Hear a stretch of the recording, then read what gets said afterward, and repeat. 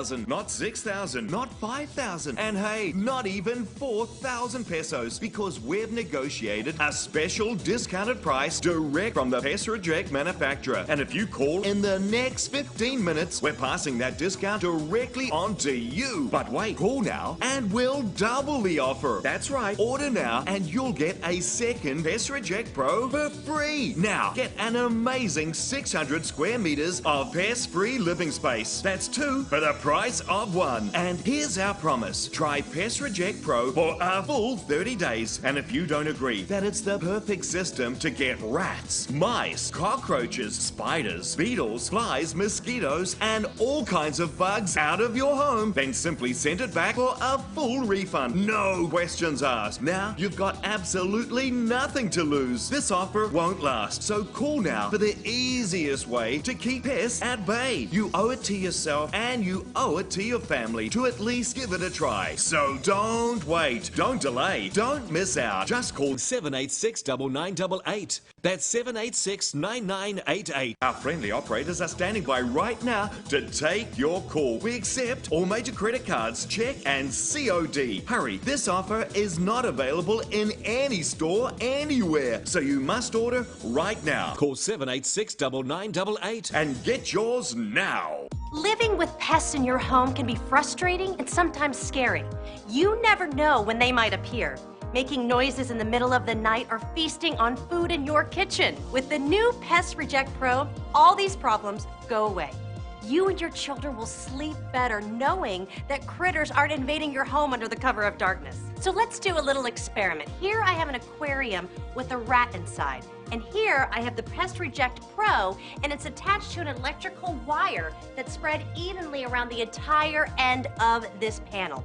Now remember, the pulses are gonna travel through the electrical wires at your home, so we've simulated that right here. Right now, the mouse is not affected because the Pest Reject Pro isn't plugged in. But just watch what happens when I power it up. The mouse immediately scurries away from that end. If I unplug the device, the mouse roams around the aquarium calm and unaffected. But watch again when I reconnect it. It's gone. Results like this have been confirmed in numerous clinical studies. And this is exactly what you can expect when you plug Pest Reject Pro into your home. Even use it in an office, warehouse, or commercial building because it covers up to 300 square meters. It's the strongest, most effective way to keep any space pest-free. There's no batteries required. Just plug it in, and the pulses keep pests away 24/7, every day of the year. No more unwanted critters in your living room, kitchen, the bathroom, or the bedrooms when you and your children are sleeping. Pest Reject Pro is safe so you can use it around children, dogs, and cats. It even has a practical night light to help you in the dark. It's an environmentally friendly, chemical-free way to chase pests away. And its solid-state design is manufactured to work for a lifetime. No maintenance and no interference with other electric devices in your home. It's simply the easiest and most effective pest repellent device you'll ever own. So forget toxic chemicals, poisons, or traps that have to be empty. It's time to keep your family and pets safe, healthy, and pest-free with Pest Reject Pro.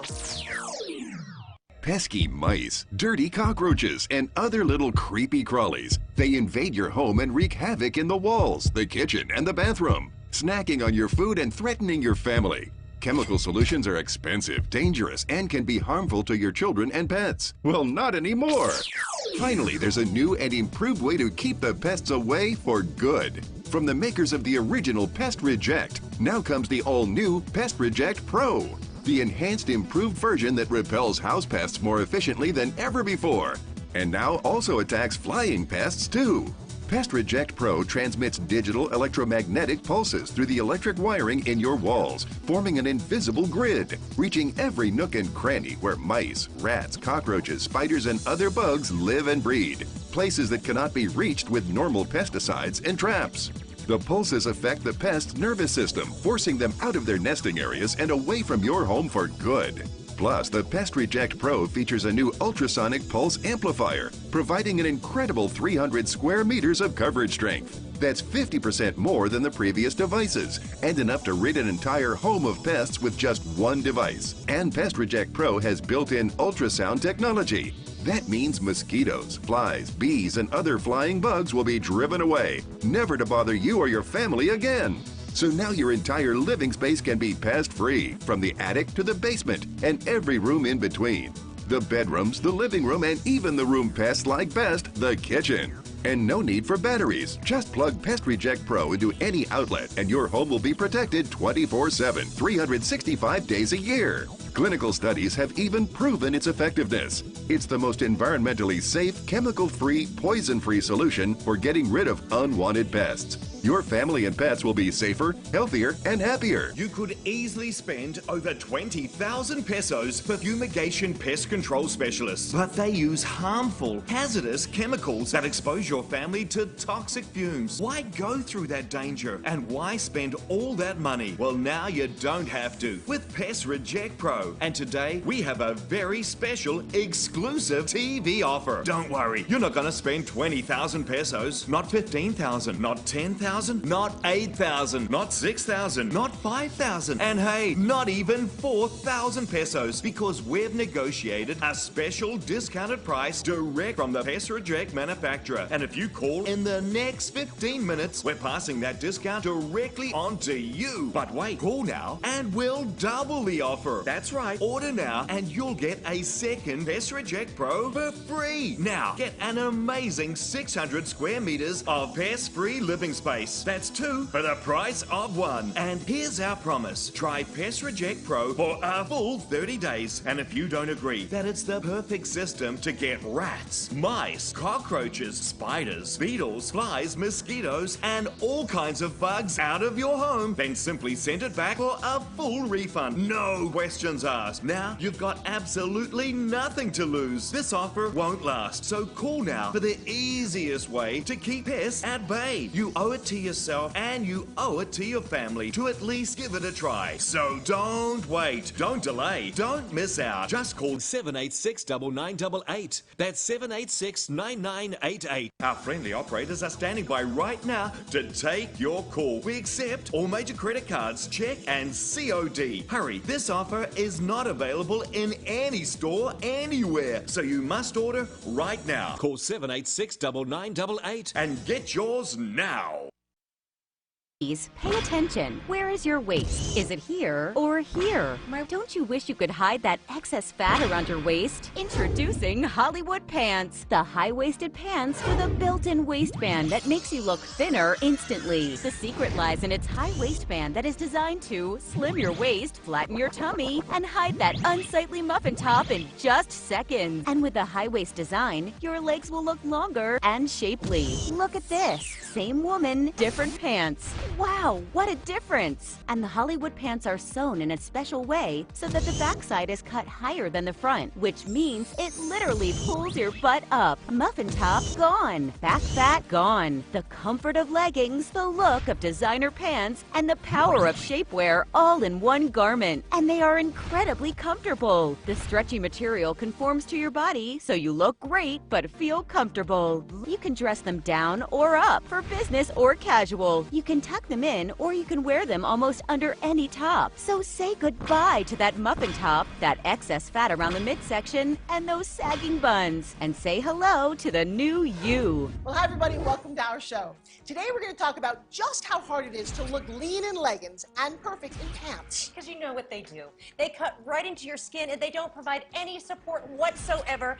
And then, Forbes, what are you left with? Oh my gosh, you're left with saggy lumps and bumps. Oh, yes, you are. You're going to get these areas of muffin tops hanging over, and you may even get those saggy knees. Well, that is the difference with the Hollywood pants. It has got the power of shapewear. It holds the shape in, it takes away your lumps and bumps, it hides your cellulite, and to me, they are the most unique pair of pants I've ever seen. Say goodbye to the back fat. Say goodbye to the muffin top. They're going to make you look so fit. You're going to be able to tuck in your tummy. You're going to be able to firm up your legs, and it's even going to push up your posterior. What they have built in first is this ultimate waist control. You know, my daughter loves to come home in these tiny little jeans down to here, and you know what happens? They cut into you.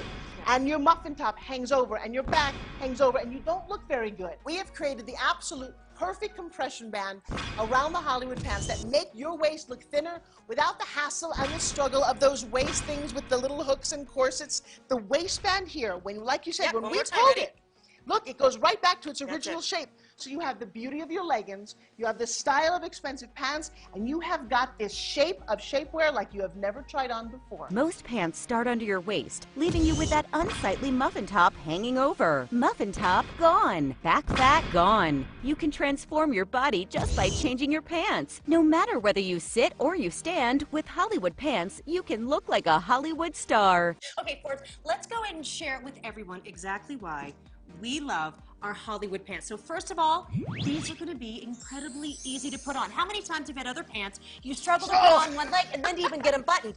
These, you're just going to slip them on and then you're going to be done. It's that easy. I mean, truly, there is no struggling. There is no pulling. There's no that old time squeezing. I remember those days. These pants are designed to help your figure, and it doesn't matter what your figure looks like.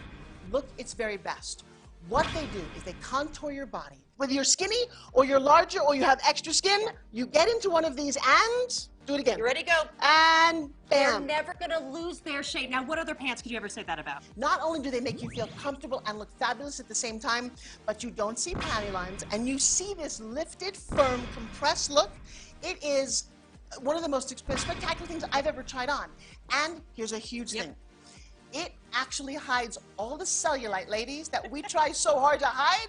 It makes everything look like it's in the right place. Ladies, pay attention. Are your regular pants too low? Don't you wish you could hide that excess fat around your waist? Introducing Hollywood pants, the high-waisted pants with a built-in waistband that makes you look thinner instantly. The secret lies in its high waistband that is designed to slim your waist, flatten your tummy, and hide that unsightly muffin top in just seconds. And with a high-waist design, your legs will look longer and shapely. Look at this. Same woman, different pants. Wow, what a difference! And the Hollywood pants are sewn in a special way so that the backside is cut higher than the front, which means it literally pulls your butt up. Muffin top gone. Back fat gone. The comfort of leggings, the look of designer pants, and the power of shapewear all in one garment. Available in 3 stylish designs with buttons, zippers, and rhinestones. 3 different styles for any occasion. You can dress them down or up for business or casual. You decide. And the best part is they stretch to fit almost any size and shape, so they will always conform to your body, making you feel like a Hollywood star. Order your Hollywood pants for an incredible low price, and we will double your order. That's right, 2 for the price of 1. But wait, there's more. Because we know 2 designs are not enough for a woman's closet, we will send you the 3rd pair as a free gift. Wow, that is 3 pairs of pants in 3 different styles for the price of 1. That's right, 3 for the price of 1. Don't wait any longer. Call now. To flatten your tummy and to hide that excess fat around your waist, you'd be spending more than 25,000 pesos on a waist trainer, shapewear, and designer pants. And think about this. Pants of the style and quality of Hollywood pants should cost you at least 6,000 pesos each. So for 3 pairs, you'd be spending a minimum of 18,000 pesos. But guess what? Here today, you won't be spending anywhere close to that. Order now, and it's not 25,000, not 18,000, not 15,000, not 10,000, not even 8,000, not 6,000, and hey,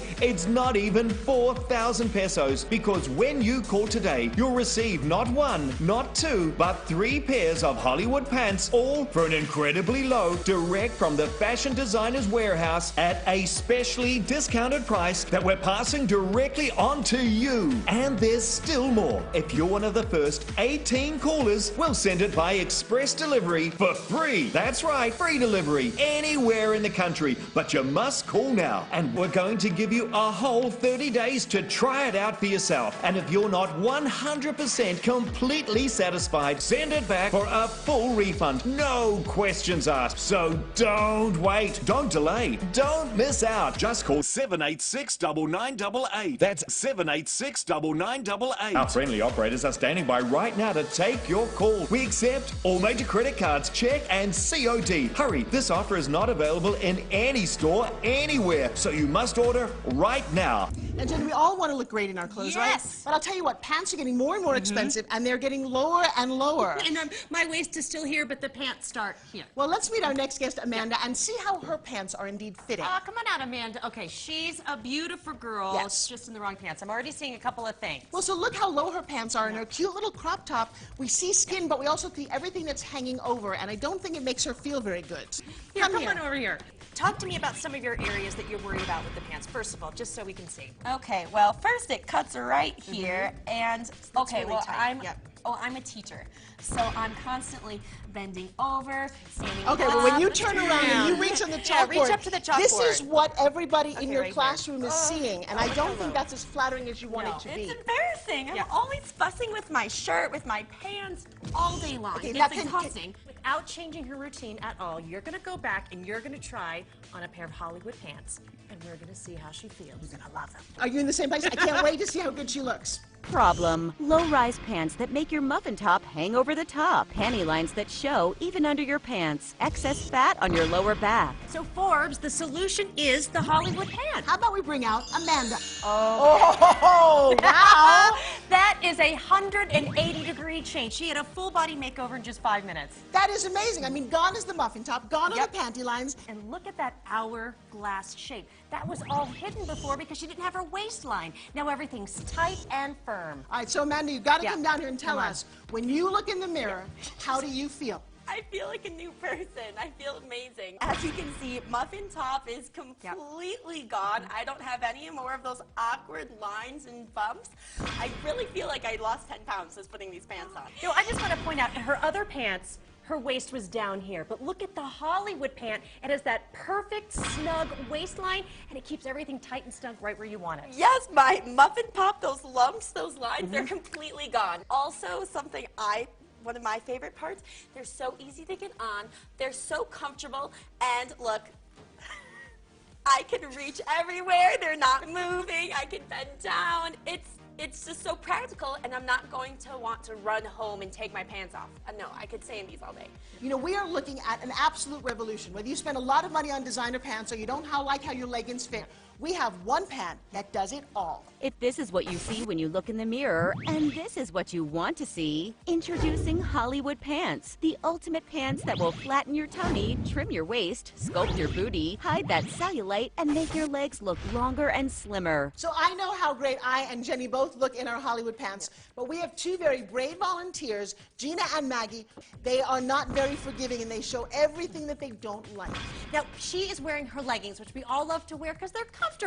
Now, if you look here, you can see there's no support, and everything's kind of right out in the open. Now, look what happens here. Because that waistband is so thin, it causes her to be singed right here, and everything kind of hangs over. Now, this is the muffin top we all hear about. Now, we also go from the side. Because it's so tight, it's actually just giving her all this pressure, so she even has back fat from behind. And then here as well, we don't ever see it because we don't look behind, but you can actually see the panty lines. And then my beautiful Gina here, you see that her waistband is right down here. My waistband is right here, nice and flat. For her, nobody likes this. Oh, I know, I know. And then right here, all of this starts to hang over, and it just doesn't look very flattering. So, how simple is it to just change your pants, and let's see how beautiful you look. Now you can have the best shape ever with complete comfort just by changing your regular pants for the amazing Hollywood pants. The secret lies in their incorporated waistband that is perfectly sized to tuck away that excess fat and muffin top from your midsection. The amazing waistband is designed to cover your midsection all the way up to your waist, your real waist. And the result, a flatter belly, a trimmer waist, and a slimmer body. How about we see how Maggie looks? You guys ready to see something amazing? Maggie, come on Come on out out, here, Maggie. please. All right, Okay. so big round of applause. She looks amazing. First of all, if you remember what she looked like just a few minutes ago, she had no shape. Now with the Hollywood pants, she's got a curved back. She's got the muffin top is gone. And I love the versatility. Maybe you're petite, you can just fold them down. There's so many uses for your Hollywood And pants. the other thing, too, that I like is I like how long she looks. Yes. Before she was kind of covering up, and now you can just see she looks like a model. She Oh, you looks do. very Hollywood. It's helped with her posture. That's it. That's It's funny. given her that proper posture just by having the right pair of pants. You know, they sometimes say that wearing black makes you look thinner, but not every pant. Yeah. So you saw Gina in her black pants before, but look how good she looks now. Thank you, Gina. Come on out. Wow. Oh, my Okay. gosh. First of all, look at her shape. Ah! She's a tall, beautiful body. You can see all of her curves. Because before she looked straight up and down. Yeah. You could see nothing, and you saw legs and nothing. Now she looks like this. Yep. Look at the control with this ultra band. You're going to be able to pull everything in. Everything's tighter. You look taller. Look at that curve from the side. Now that is a true full lift. That's amazing. Well, you look beautiful. Yeah. Wow. So isn't it time that you got comfortable, that you felt sexy, that you actually got the best pair of pants? Get the Hollywood pants. Well, I got mine. You Yep, got I got yours. mine on. What are you waiting for? Problem: saggy booty, panty lines, excess fat on hips and waist. Solution: Hollywood pants to transform your body in just seconds. The secret lies in its high waistband that is designed to slim your waist, flatten your tummy, and hide that unsightly muffin top in just seconds. And with a high waist design, your legs will look longer and shapely. Look at this. Same woman, different pants. Wow, what a difference. So say goodbye to that muffin top, that excess fat around the midsection, and those sagging buns, and say hello to the new you. Available in 3 stylish designs with buttons, zippers, and rhinestones. 3 different styles for any occasion. You can dress them down or up for business or casual. You can tuck them in, or you can wear them almost under any top. To flatten your tummy and to hide that excess fat around your waist, you'd be spending more than 25,000 pesos on a waist trainer, shapewear, and designer pants. And think about this. Pants of the style and quality of Hollywood pants should cost you at least 6,000 pesos each. So for 3 pairs, you'd be spending a minimum of 18,000 pesos. But guess what? Here today, you won't be spending anywhere close to that. Order now, and it's not 25,000, not 18,000, not 15,000, not 10,000, not even 8,000, not 6,000, and hey, it's not even 4,000 pesos, because when you call today, you'll receive not 1, not 2, but 3 pairs of Hollywood pants, all for an incredibly low, direct from the fashion designer's warehouse at a specially discounted price that we're passing directly on to you. And there's still more. If you're one of the first 18 callers, we'll send it by express delivery for free. That's right, free delivery anywhere in the country. But you must call now, and we're going to give you a whole 30 days to try it out for yourself. And if you're not 100% completely satisfied, send it back for a full refund. No questions asked. So don't wait. Don't delay. Don't miss out. Just call 786-9988. That's 786-9988. Our friendly operators are standing by right now to take your call. We accept all major credit cards, check, and COD. Hurry, this offer is not available in any store anywhere, so you must order right now.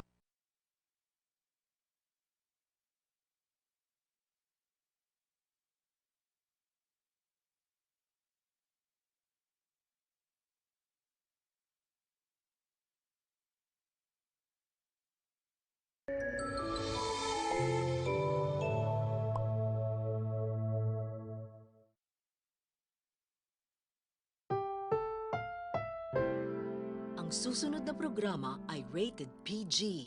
Ito ay nangangailangan ng patnubay at gabay ng magulang para sa mga batang manonood. Understanding the economy is not everyone's cup of tea, especially when 1 minute it talks of animals, tiger economies, bears, and bulls, then promptly talks of acronyms, laws, theorems, and numbers in another. Managing the economy for an entire country is even more so difficult, especially since it talks not only of the wealth of the country, but also of the life and survival of its citizens. At the onset of the Duterte administration, much concern has been raised regarding the president's economic policies. The Philippines' growth momentum has seen a steady increase, away from the slump that suffered sometime in 1998. But critics were quick to point out that this growth may be cut short under the current administration, as it unapologetically zeroes in on law and order and the eradication of corruption.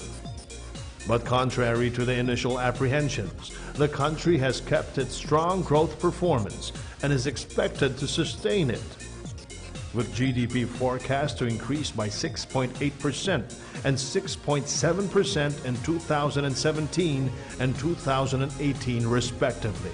Fitch Ratings has recently affirmed the Philippines' long-term foreign and local currency issuer default ratings at BBB with a positive outlook. This reflects a robust net external creditor position and government debt levels that are lower than the median of peers in the BBB rating category. In addition, the Philippine peso-US dollar exchange rate and the Philippine Stock Exchange breached the 7,600 level. Peso has strengthened back to the 49 peso level against the dollar, and the Philippine Stock Exchange Index is up 0.45% to 7,617.91, its highest level in 6 months. Bangko Sentral ng Pilipinas figures also reveal that the net inflow of foreign direct investments increased 13.2% in January to $685 million from $605 million a year ago. Philippines remains one of the world's fastest growing economies, and the government intends to keep it that way. A 50% economic growth, or one that will lift 6 million Filipinos out of poverty and bring the Philippines to upper middle income status, is what the administration seeks to accomplish, as laid down in the Philippine Development Plan 2017 to 2022. Basically, the plan is to lay a stronger foundation for inclusive growth, a high-trust society, and a globally competitive economy toward realizing the vision by 2040. Malasakit, pagbabago, at patuloy na pag-unlad. These are the 3 pillars that shall be used to achieve the targets. Thus, social fabric shall be enhanced, inequality reduced, and growth potential increased. So when one seeks to understand what the economic policies under the Duterte administration really mean, one only needs to picture the Philippines as a country of prosperous middle-class society, where no one is poor, a home to people who can afford to live long and healthy lives. Ladies and gentlemen, good afternoon. It is my honor to open this gathering of distinguished economic managers, business leaders, bankers, diplomats, and representatives of multilateral institutions and chambers of commerce, very aptly called the Dutertenomics Forum. It all started out with a simple yet pragmatic economic strategy. Rid the streets of criminals, free our people from the menace of drug abuse, bring lasting peace to our southern islands, and neutralize terrorist and extremist groups. The concept is easy to understand. Restore peace and order and the rule of law, and everything else will follow, including economic and social development. Almost a year has passed since the new administration took the reins of government, and we now see that the President's economic strategy is bearing fruit. There is a heightened sense of security among the citizenry and enhanced confidence in the business community. To harness the unrest of economic activity naturally resulting from a more orderly society, we also see the need for a structured plan, and that is where our economic managers enter the picture and take center stage. That plan, which we call Dutertenomics, is anchored upon a 10-point socioeconomic agenda of the Duterte administration, which focuses on the adoption of a progressive tax reform package and measures designed to bring about increased competitiveness, accelerated infrastructure spending, and improved social amelioration and development programs.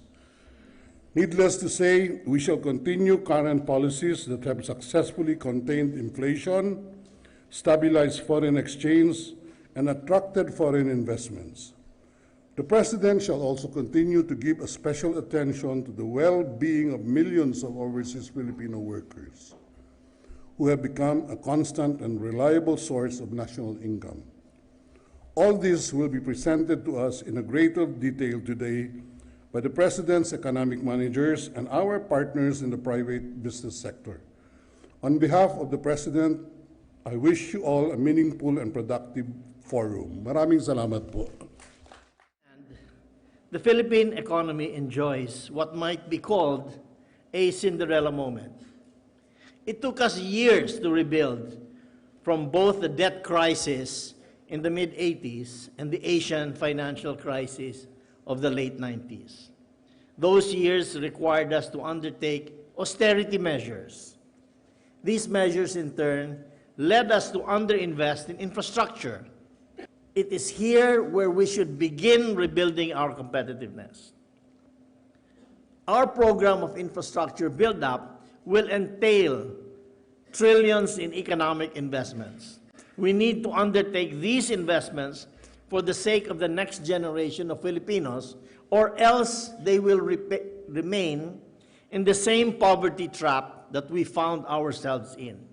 The comprehensive tax reform program, therefore, is a key link in the grand effort to break out from the cycle of low growth and build a dynamic and inclusive economy for our people. The tax reform package will support investments in our human capital, upgrading the educational system and providing quality health care. It is a proactive and pro-poor measure that supports the expansionary fiscal posture of the present administration. Fortunately, we have a leader capable of much audacity. We have a leader of vision and intense love of country. All the favorable factors are present. It is time now for a breakout. Sana gusto ko lang na yung magbigay na sila ng sapat na sahod dito sa Pilipinas kasi mahirap maging mang ibang bansa. Kung sana yung gobyerno natin makapag-isip na i-utilize nila kami sa trabaho ng oil and gas. May potential po ang Pilipinas. Yung sinasabi nilang Scarborough Shoal, yung Benham Rice. Kung pwede nating utilize yung mga kuan doon. At kami yung kukunin nila. Maraming magagaling pong mga tao sa oil and gas na Pilipino. So what the main thing to notice about our Philippine economy is that in recent years, from 1980 actually, till the present or until last year, the growth trajectory has been on a consistently, sharply rising trajectory. So from 2% in the 1980s, it has gone to 6.2% in the previous administration's watch, and last year it went as high as 6.9% growth rate. Going now to the regions, you can see that the country's GDP in recent years remains concentrated in what we call the mega urban industrial region, comprising the National Capital Region, Calabarzon, and Central Luzon. So this only shows that the distribution of the economy, of economic growth and the economy itself has been highly lopsided, highly skewed toward this mega urban industrial region. And that is why the thrust of the development strategy of this government is to bring development to the regions in order to decongest the overly congested Metro Manila area and to revitalize the regions, bring them out of poverty. Poverty is concentrated in the regions, and therefore the attention and that's where the infrastructure projects will be located. Philippine Development Framework, Philippine Development Plan framework, the long-term vision, what we call the Ambition Natin 2040, and the President's 0 to 10-point socio-economic agenda. The objective is that by 2022, more Filipinos will be closer to achieving their ambition natin for a matatag, maginhawa at panatag na buhay. Therefore, this Philippine Development Plan 2017-2022 will be the foundation of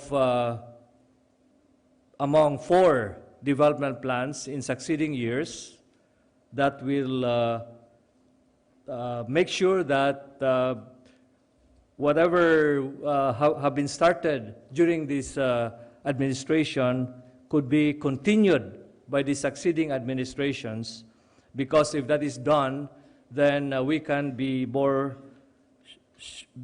better assured that by 2040, poverty will practically be down to or close to nil, and the Philippine economy will be more robust, and it will be more competitive, and a more resilient economy, a knowledge-driven economy. Thank you very much.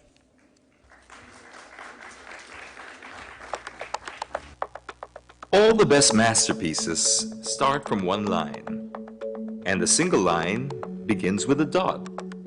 Here in the Philippines, finding and connecting the dots that may lead to our masterpiece already seems a tough task.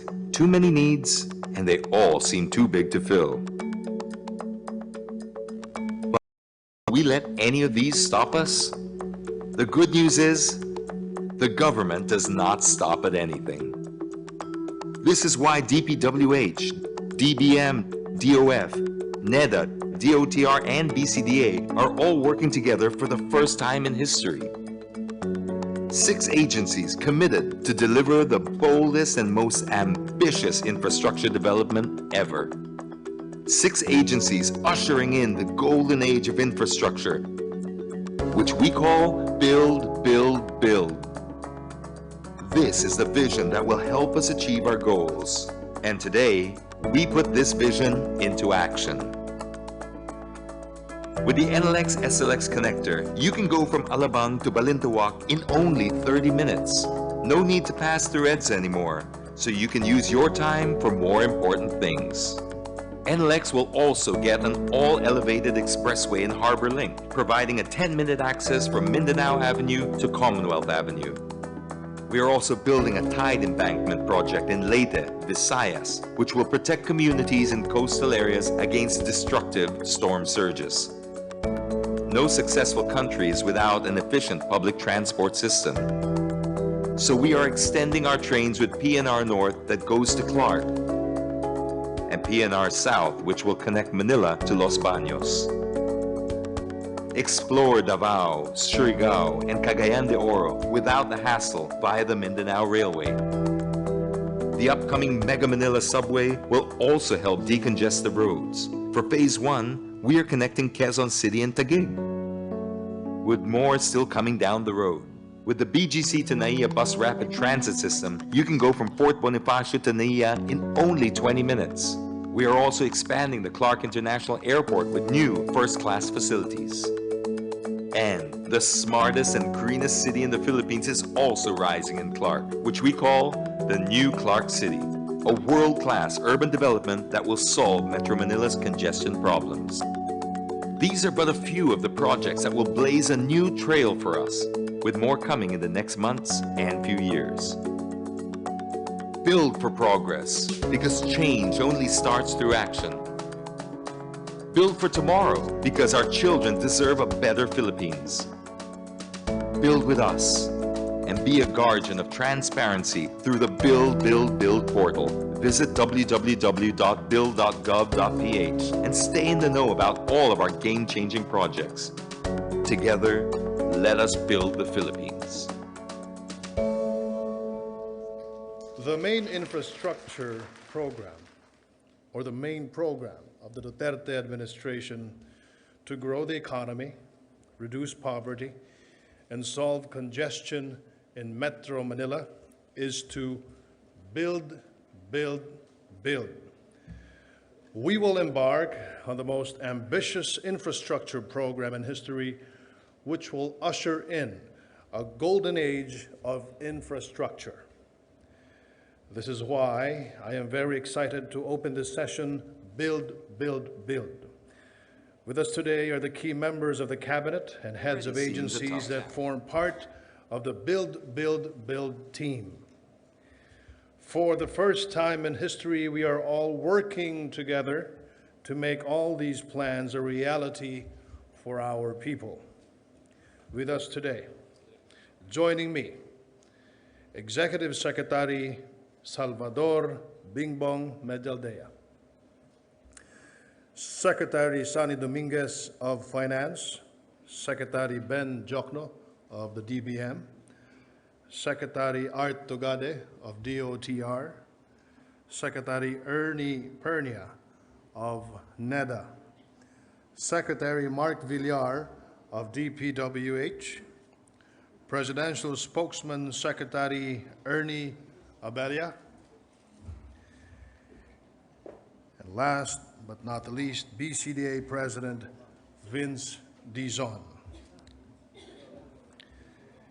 This session is all about action. It's all about the things that we're going to do within the president's term that is going to make the lives of our people better. Of course, you're probably the multi-billion peso question is really, do we have the money for it? And may we ask Secretary Ben Jokno to just assure you that we do have the money for it. Well, early on in the Duterte administration, we decided to have an expansionary fiscal policy, and that's why we plan to have a deficit of 3% all throughout. Okay, next slide. Next slide, please. So we plan to have an infrastructure budget, which will start from about 5.4% this year, 2017, to about 7.4% in 2022. So we're going to ramp up our infrastructure spending to achieve what we call the golden age of infrastructure. 8.4 trillion. That's not a typo. That's trillion pesos in 6 years. Okay. Most ambitious infrastructure program in history. Thank you. Thank you. Just to give you an idea of the scale of this administration's infrastructure program, our program this year in 2017 is approximately 450 billion pesos. If you were to add the infrastructure project of DPWH in 2010, 2011, 2012, and 2013, it would still be less than what we intend to spend this year. So let me give you some highlights.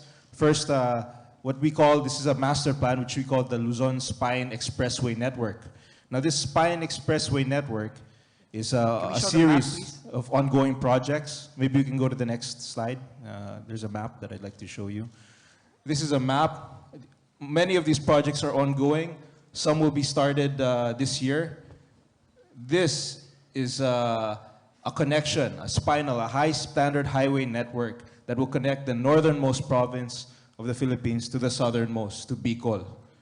And these are some of the projects that are major components of this spine, this Luzon Spine Expressway Network. We have the NLEX SX Connector Road, which is a really awarded project under, of course, the group of Manny Pangilinan. And you can see we're already going to start this year, and we're targeting to complete it by 2020. When the NLEX SX Connector is finished, you can go from Alabang to NLEX in 30 minutes. Harbor Link. We were there earlier with the whole economic team. We're targeting to finish this by the end of this year. This is also a very significant project. When this is finished, you can go from Manila to NLEX in 10 minutes. And it's also very significant because from the port, once the Harbor Link is finished, from the port, all trucks that are going northbound can utilize the Harbor Link. And we're projecting that 40,000 vehicles a day will be using this. So this will significantly decongest EDSA and C5, which a lot of the trucks coming from the port have to pass through there in order to get to the north. We have here the Cavite-Laguna Expressway also. This is for the south. This is also, will be groundbreaking this year. This will connect the Cavitex to the Mamplasan exit in Laguna, creating a new growth corridor. So this will be a very important component in the infrastructure program of our president. And aside from that, we have the president has instructed us also to go on the most ambitious bridge program in the history of our country, which will start with the Pangil Bay Bridge. This will be connecting Misamis to Lanao, and this is in Mindanao. This will also be done before the end of the term of our president. It's about a 1.2 kilometer bridge.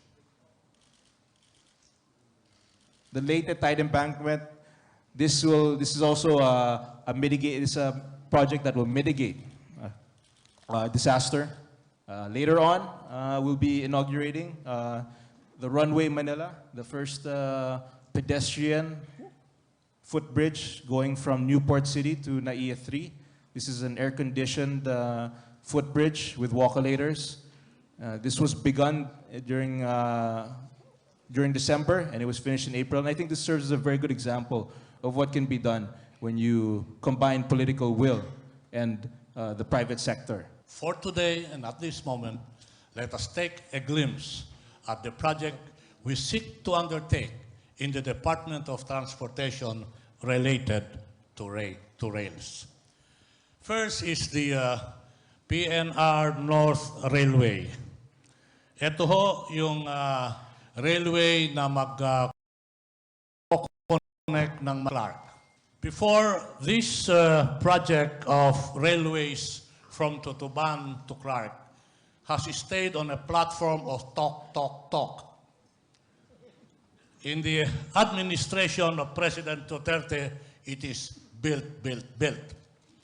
And so, given that shift in paradigm, this project hopefully will be started at the latest on the second quarter of next year, hopefully to be completed by 2021. The other project is what we term as the PNR South Railway. It has two components. The first component is the Manila-Calamba-Los Baños first component. 72 kilometers, double track electric rail line from Manila to Laguna with proper intermodal connection. The other component is the Manila to Bicol 650 kilometers with a ridership of 400,000. The ridership expected in the Manila-Calamba-Los Baños component is 330,000. The Manila-Calamba-Los Baños hopefully will be started on the third quarter of 2018 to be completed on the fourth quarter of 2021. The second component, which is the Manila to Bicol, 653 kilometers, expected ridership of 400,000. Completion, year 2022. Next slide, please.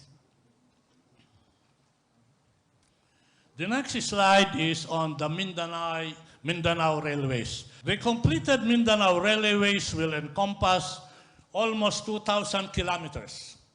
Phase 1 hopefully will be completed in 2021, and this will cover the 104 kilometers Tagum, Davao City, Digos.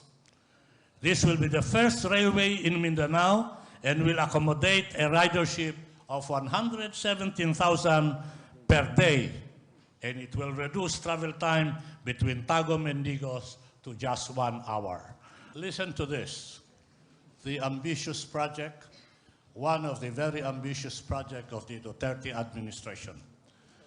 We call it the Mega Manila Subway Project. This is the first subway system in the Philippines, and it will be using the Japanese tunneling expertise.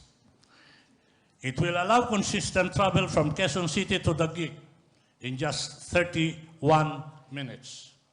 Ridership daily is 350,000 daily. Project cost, 227 million. Funding source will be ODA and GAA. It is targeted that this project will be started on the 4th quarter of 2020. That's what the project proponent says. I'm trying to push them to start it by 2019. Completed date will be the 2nd quarter of 2024.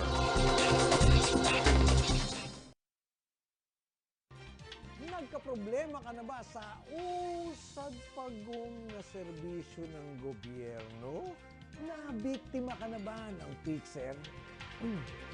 O nakutongan ng tiwaling empleyado? Ito na ang chance mong rumesba, kaibigan. Abangan ang bagong programang tutugon sa inyong mga reklamo. Ito po ang Digong 8888 Hotline. Sama-sama po nating solusyonan ang inyong mga hinaing hango sa complaint hotline ng bayan. Samahan kami tuwing alas 7 ng gabi dito lang sa People's Television. Digong Hotline 8888 dito sa inyong People's Television. Wala, sumbungo kayo. Hello? 8888?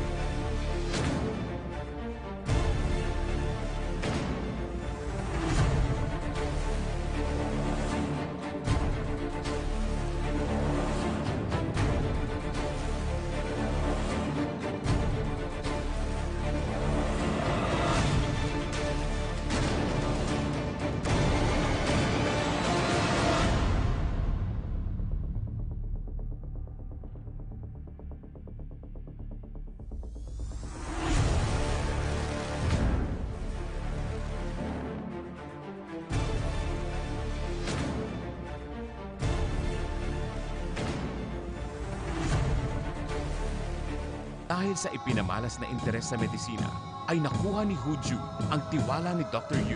Ngunit magdudulot ito ng malaking inggit kay Doji. Mas nagtitiwala po siya kay Hurjun. Ipinadala niya si Hurjun sa Chanyo at inutos niya sa akin na mag-alaga ng ketongin. At may mabigat na desisyon siya. Nagkikimpal sa ating lahat. Gusto ko lang tumigil sa pag-aaral. Ayoko na ng medisina. Abangan ngayong Sabado, alas 9:15 ng gabi.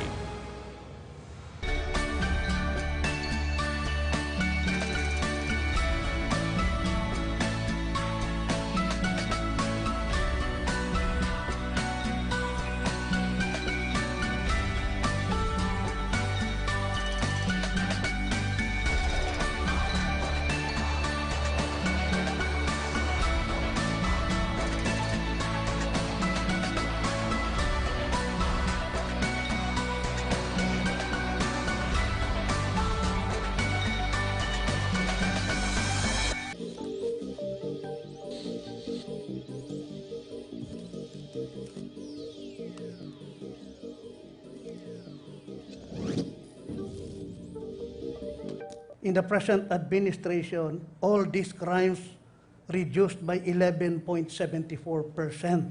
or about 57,000 crime incidents. These are real numbers. Let us all stand and be counted. Yung daan, kasi marami pang hindi sementado ba, luwak-lubak pa. So, yun yung mga usually problem ng iba, yung daan. So, kailangan siya dagdagan ng pondo regarding that. And then yung mga bridge sa mga malalayong lugar, yung mga matataas na bundok, doon kasi lalo na yung sa mga mga malalayong paaralan, yung mga inaakyat pa ng mga bata sa mga bundok yun, kailangan ng mga bridge. Kailangan po ng mga taga Mindanao ay peace and order dahil alam naman po natin na about 50 years na po dito sa ating lugar na wala pong kapayapaan. Baka maybe ngayon na nandito ng ating Presidente Duterte, siya na po ang makapagbibigay sa atin ng lubos na kapayapaan dito sa Mindanao. Well, I'll give you a number of reasons why you should invest in Mindanao.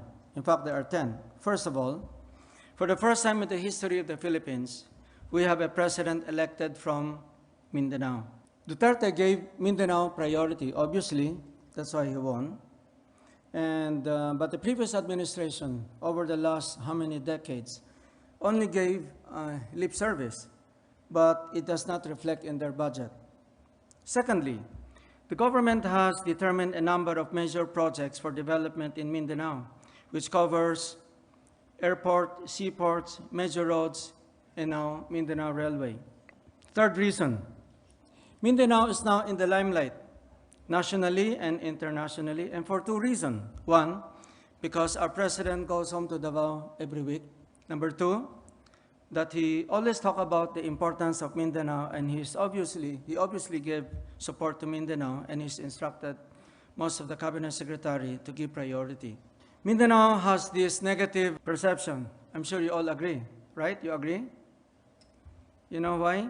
Because the media for the last 30 years do not speak nicely of Mindanao.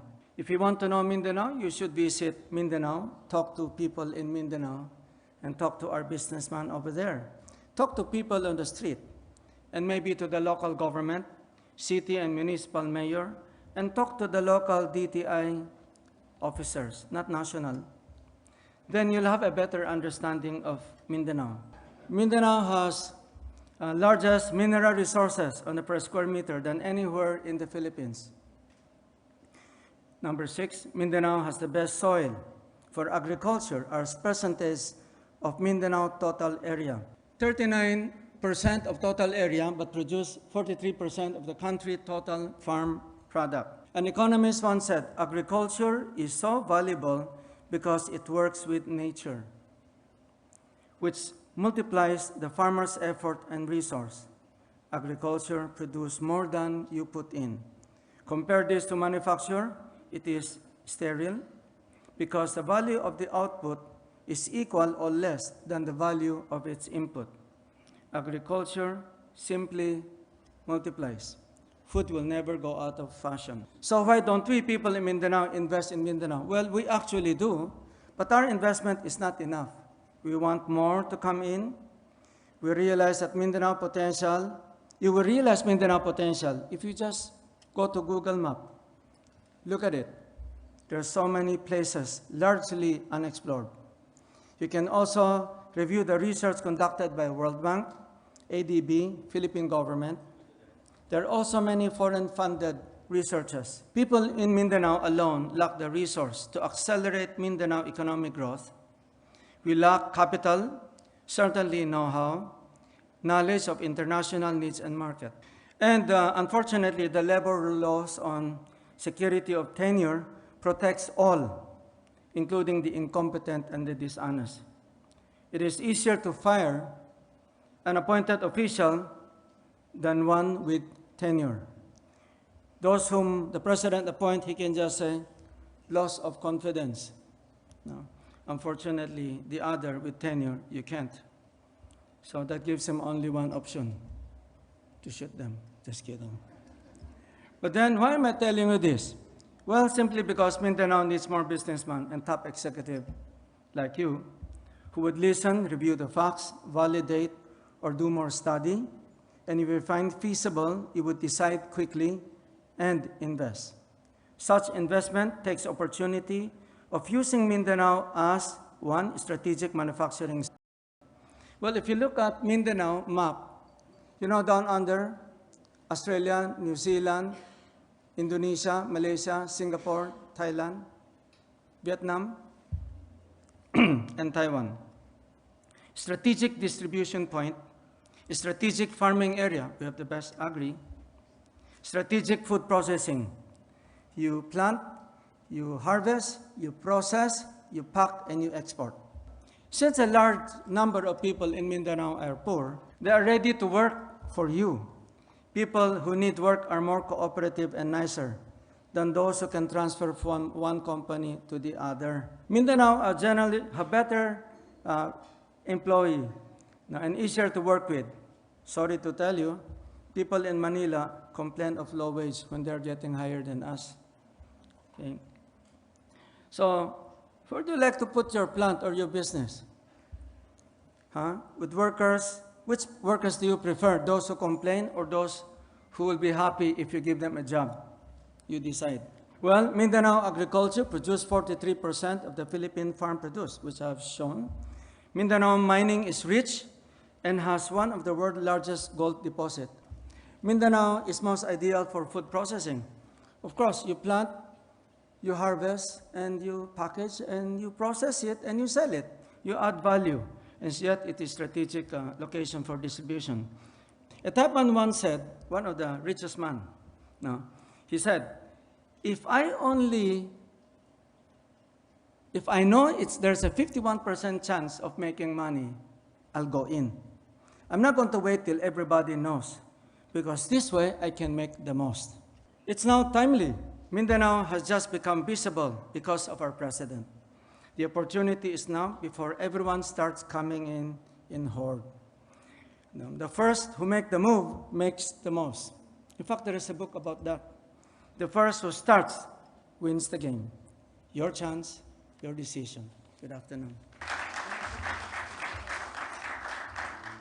Sa economic, of course, yung rise of China, dahil sa globalization, kaya din niyang matulungan yung ibang bansa tulad ng Pilipinas. And actually, kung i-consider natin, kung sasabayan ng Philippines or i-take advantage niya yung rise of China na yan, economically, syempre, unlad yung Philippines. Kakatulong sa ating bansa yung ASEAN integration.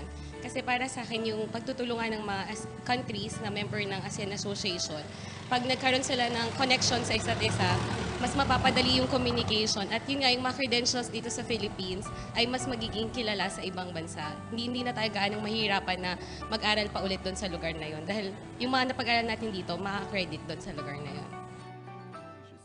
So I think the theme that I feel underlines the whole discussion today is this quest for inclusive development. This very thing that has been proven very elusive for us throughout the generations, whether it was during the time of martial law or the post-martial law period or pre-martial law period.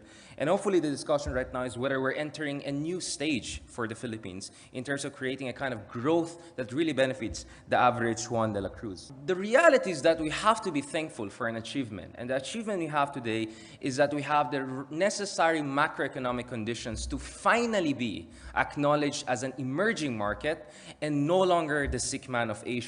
But the thing is this, before we credit a specific administration for the gains we have to take into consideration the fact that whatever we're enjoying today in terms of macroeconomic conditions and the positive conditions we're benefiting from is actually the product, a serendipitous product of a virtuous convergence.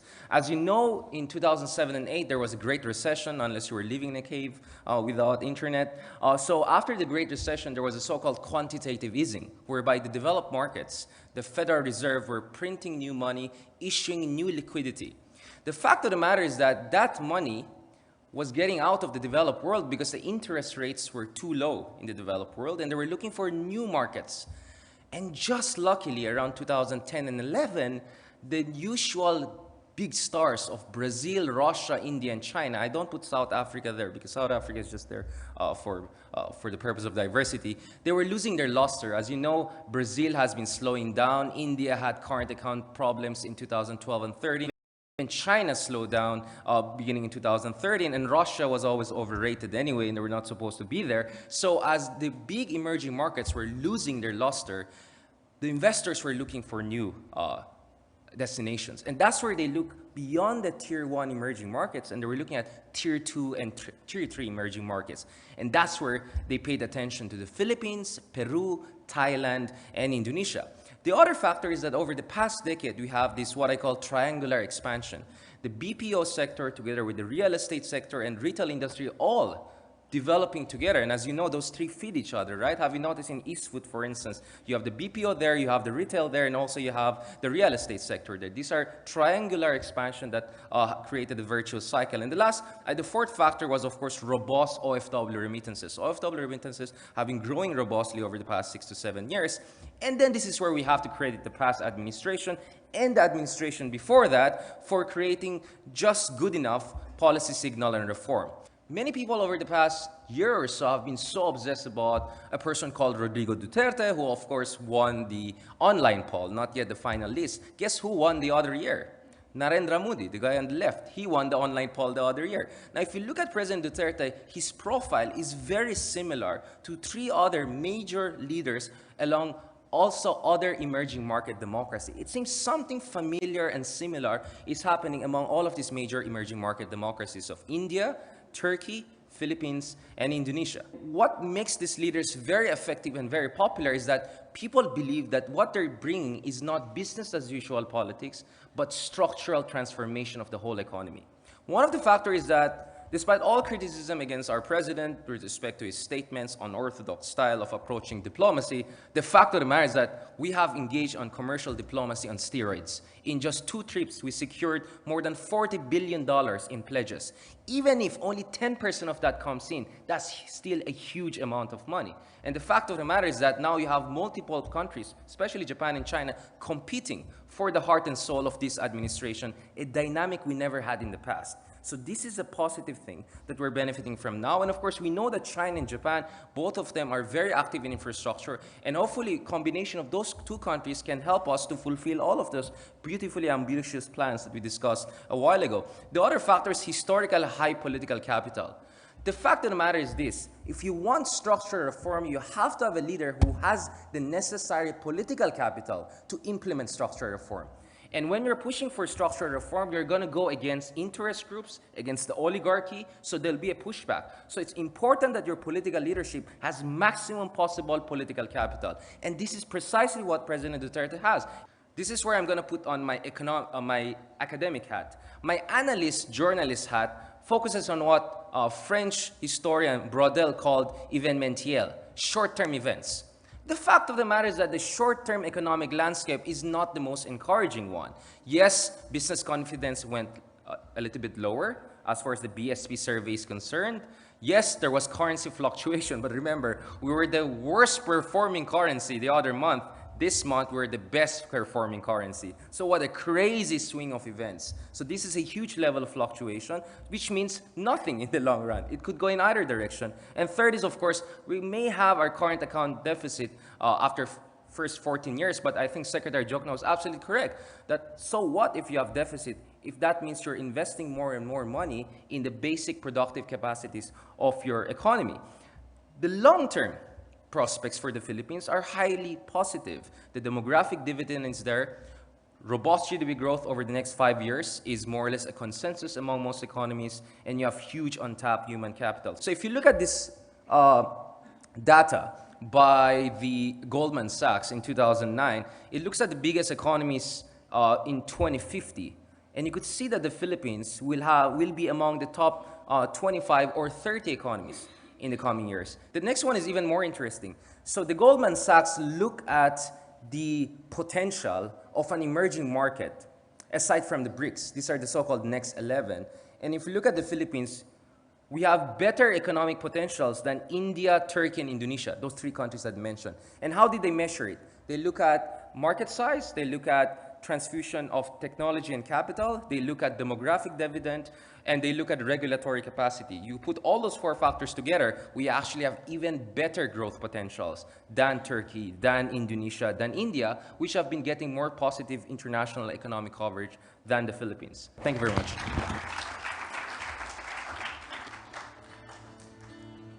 Since I'm in the healthcare sector and I've been advocating medical tourism, siguro para sa akin yung mas marami pang maitayong mga ospital at mga clinic, lalo na sa mga bayan na hindi pa masyadong nararating ng mga gantong klaseng development.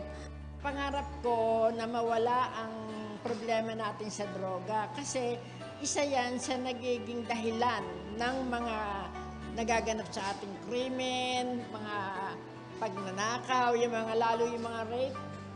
Unang-una yan, dala ng droga yan. Ang masasabi ko na dapat pondohan ng gobyerno ngayon ay yung para sa kalamidad kasi nangyayari ngayon talaga yung malimit na paglindol kaya mas maganda kung laging handa tayo para saan. Yun yung dapat pagpunduhan ng gobyerno ngayon. Dapat punduhan talaga yung gagawa talaga sila ng maraming mapagtrabahoan ng mga tao kasi ang dami-dami nating kababayan sa ibang bansa. Sa Jordan pa lang, more or less, siguro nasa maabot na rin kami siguro ng milyon. So kung halimbawa dito sa atin, kung may pagtrabahoan dito na maayos, hindi na kami doon, dito na tayo. Kasi ang laki-laki ng tax na kinukuha ng OFW sa amin eh. So mas maganda talaga kung magbayad ka ng tax doon, dapat dito na tayo, dito na natin ibayad sa gobyerno natin para makatulong sa atin. And here I like to apply my usual, what I call my pitik test. And it's pitik, and there's a long story behind that, I spare you that, but pitik because presyo, trabajo, and kita, in my experience as the former economic manager, are the only three things most audiences can better relate to. Prices, inflation has been at historical lows, and in 2016, we ended with an average for the year 1.8%, the lowest that we've seen, at least in recent history. Trabajo, jobs, unemployment rate had GDP growth. We had the fastest growth in ASEAN and East Asia.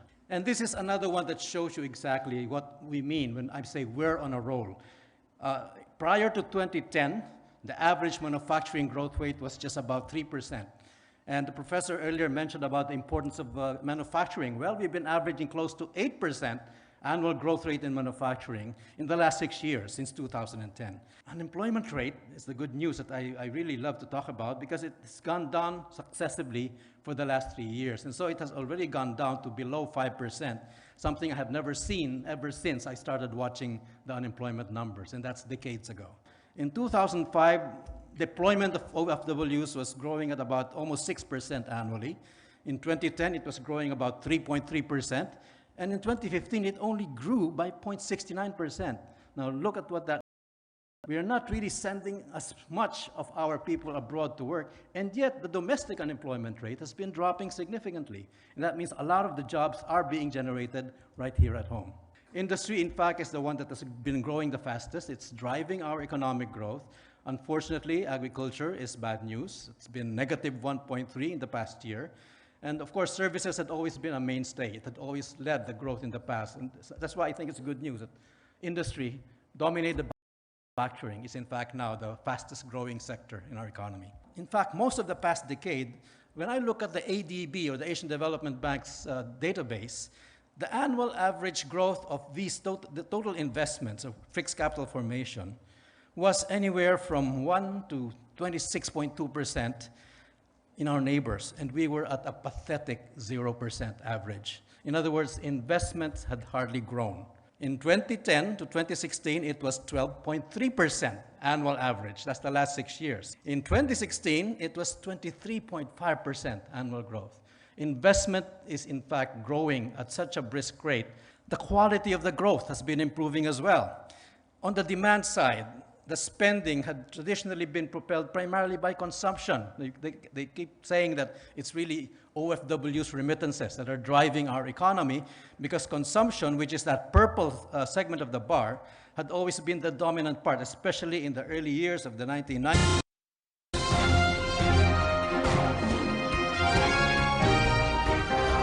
Blood in me, ang lola ko, ang legitimate lang sa akin yung nationalism noon ng Moro people. Na naagawan sila ng lupa nung panahon ng mga dumating dito ang mga Katsila at pinag-subdivide na hindi naman nila talaga alam. To me, it was a legitimate grievance which we were trying to resolve. I am talking to the MI pati MN, but apparently you'd notice nakaagawan sila ng kampong ngayon. So I'm at a loss even. I was very optimistic before, but I'm a bit pessimistic now. Is keeping silence, but he talks to me in private. But yung misgivings niya dito sa ibang grupo, it used to be MN, tapos this sprouting up of MI, BI, lahat-lahat na, seems to be a convoluted thing. Kaya pati ako, hindi naman kinabahan, but I'm a little bit worried that nothing will come out of this. But anyway, the success of talks, you have to do your duty. And alam mo na, sometimes it could end not only your career but your life. But you can be assured na yung Commander, could you give the tikas pahinga? I'm sorry.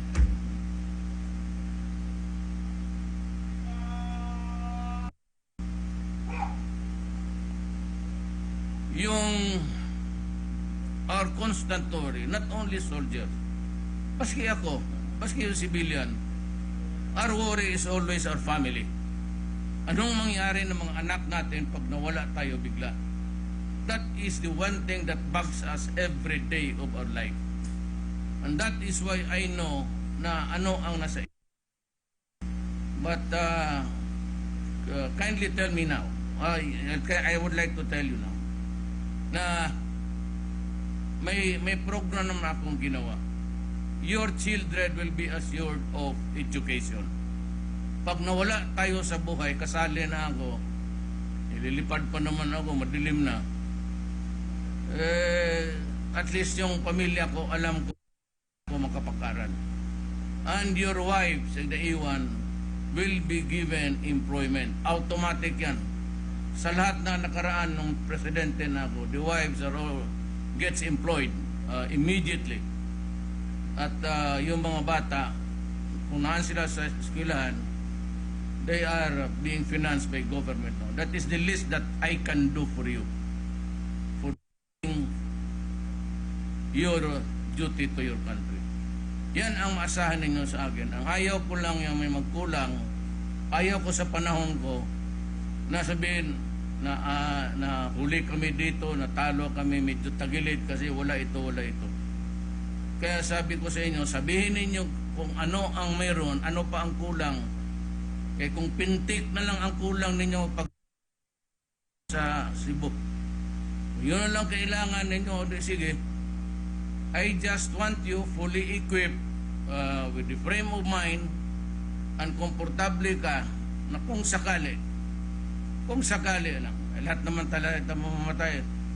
Kung sakali mawala ka, ang pamilya mo may tumitingin, ang gobyerno mismo at utang ng gobyerno yan. So that is my promise to you. By the time I will leave the presidency, I would have invested so many billions for the trust fund of your children and family. Hindi na magtagal kasi magabi na, I have to take off. Thank you for your warm welcome and for listening to me this afternoon. I can assure you, I have nothing but the best for maraming salamat po.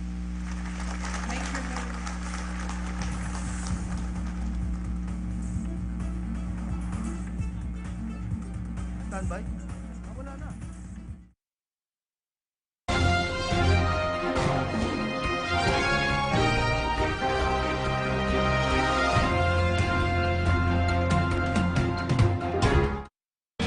Kilalanin ang industriya ng kalakalang pandagat sa kauna-unahang programang pangmarino. Yan ang Marino. The newest on the road. The latest on the trend. Don't miss out with Ron De Los Reyes. Auto Review.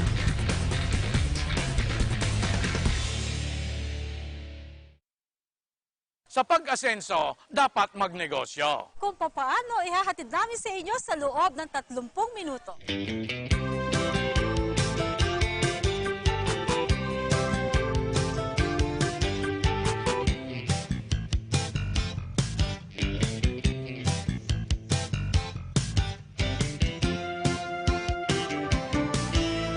Sa pinakabagong business show on Philippine television, ang Nego Show.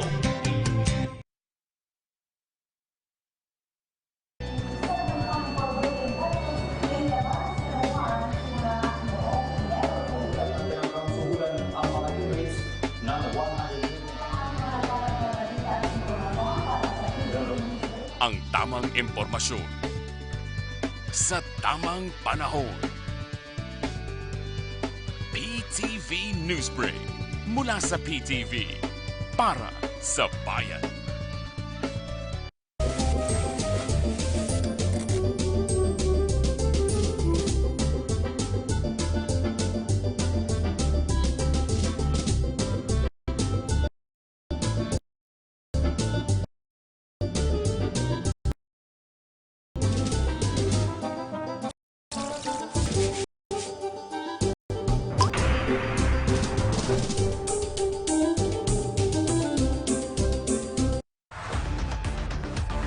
Sumpungan.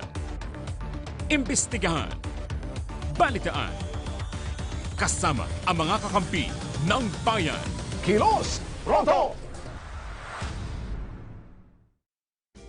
Magtanim ng kaalaman.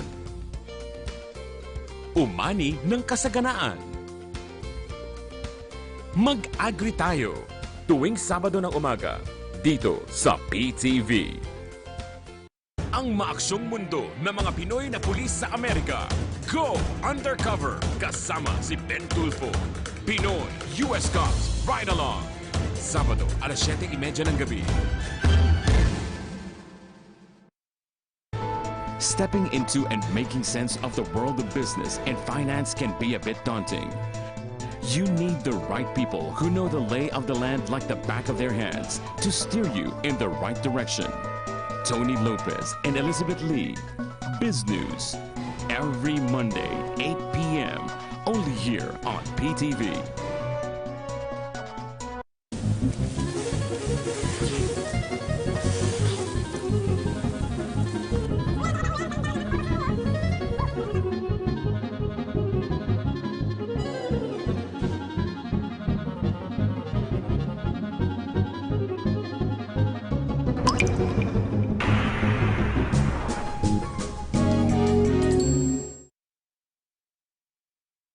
Kung may reklamo ka,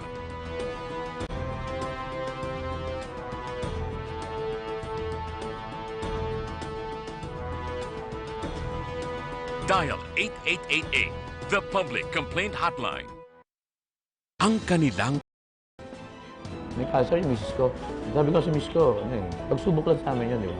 Yung paniniwala nila sa edukasyon ay sobrang kamangha-mangha. So sila mismo yung pinaghuhugutan namin ng lakas. Ako si Fatima Delecer na 32 years old, kung 14 na anak, sa lukuyan nagdadalang tao. sumasalamin sa buhay natin at ng bawat Pilipino. Public Eye. Dito lang sa PTV.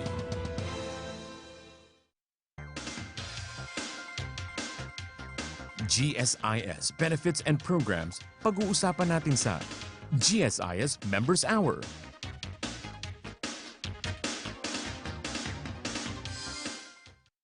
Balitang kasing init ng sikat ng araw sa katanghalian. Balitang bubusog sa inyong kamalayan. Balitang ihahain ng tambalang inyong pinagkakatiwalaan.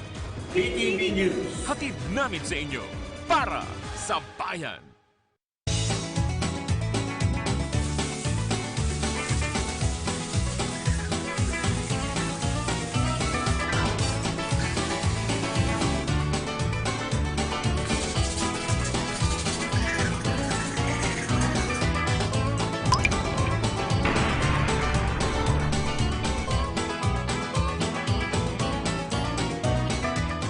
Kung may emergency ka,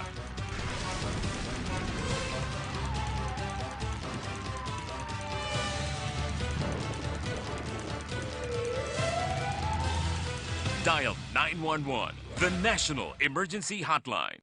Dahil ang malaking katanungan sa ating mga manonood ay kung ano nga ba ang layunin ng The Breaking Point. A program which can be used as a platform for government agencies to reintroduce themselves to the public. Ang The Breaking Point ay isang paraan din maging daan na mga taga-subaybay na ilabas ang kanilang mga saloobin sa mga naging karanasan nila sa mga ahensya, mabuti man o masama. If you need answers, at gusto mo ng sagot, ora mismo, tutok lang dito sa The Breaking Point! Tanggapin ang pagpapala. Alamin ang katotohanan.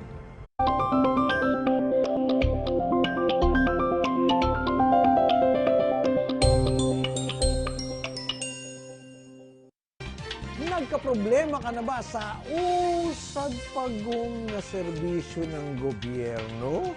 Nabiktima ka na ba ng PIXER? Sama-sama po nating solusyonan ang inyong mga hinaing hango sa complaint hotline ng bayan. Samahan kami tuwing alas 7 ng gabi dito lang sa People's Television. Tigong Hotline 8888 dito sa inyong People's Television. Wala, sumbong ko kayo. Hello? 8888?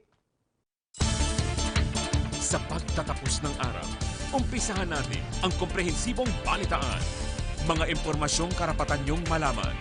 masusing kinalap at agad na ihahatid ng buong puwersa ng PTV News Team. Kasama ang dalawang institusyon sa responsableng pagbabalita. PTV News. Hatid namin sa inyo para sa bayan. Dating ko ng Davao is 500 pesos na lang yung pera ko. May kakilala ko na sabi niya, gamitin mo tong wall ko. One of the staff ni President, nag-iwan siya ng isang maliit na papel. Tinawagan ko yung number nandoon.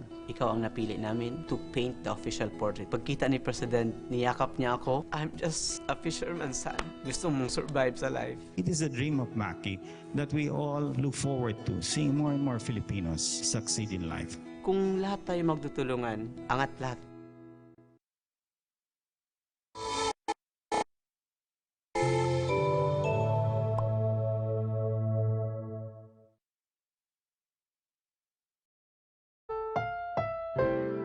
Ang susunod na programa ay rated PG. Ito ay nangangailangan ng patnubay at gabay ng magulang para sa mga batang manonood. Ngayong gabi sa PTV News, Malacanang binatikos ang biglaang pagbisita sa bansa ni United Nations Special Rapporteur Agnes Callamard. Nasabing pagbisita, pagbaliwala sa protocols ng UN ayon sa palasyo. Kampanya ng pamalaan laban sa iligal at droga, umani ng suporta mula sa pribadong sektor. 23 pang miyembro ng bandidong grupong Abu Sayyaf sumuko sa otoridad ayon sa West Mindanao Command. At pagtaas ng presyo at serbisyo sa bansa, nananatiling matatag ayon sa Bangko Sentral ng Pilipinas.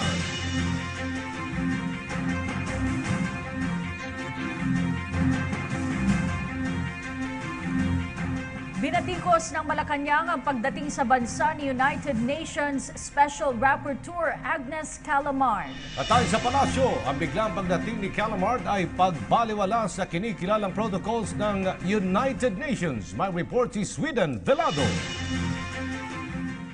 Ikinadismaya ng palasyo ng Malacanang ang pagdating sa bansa nang wala man lang pasabi ni UN Special Rapporteur Agnes Callamard.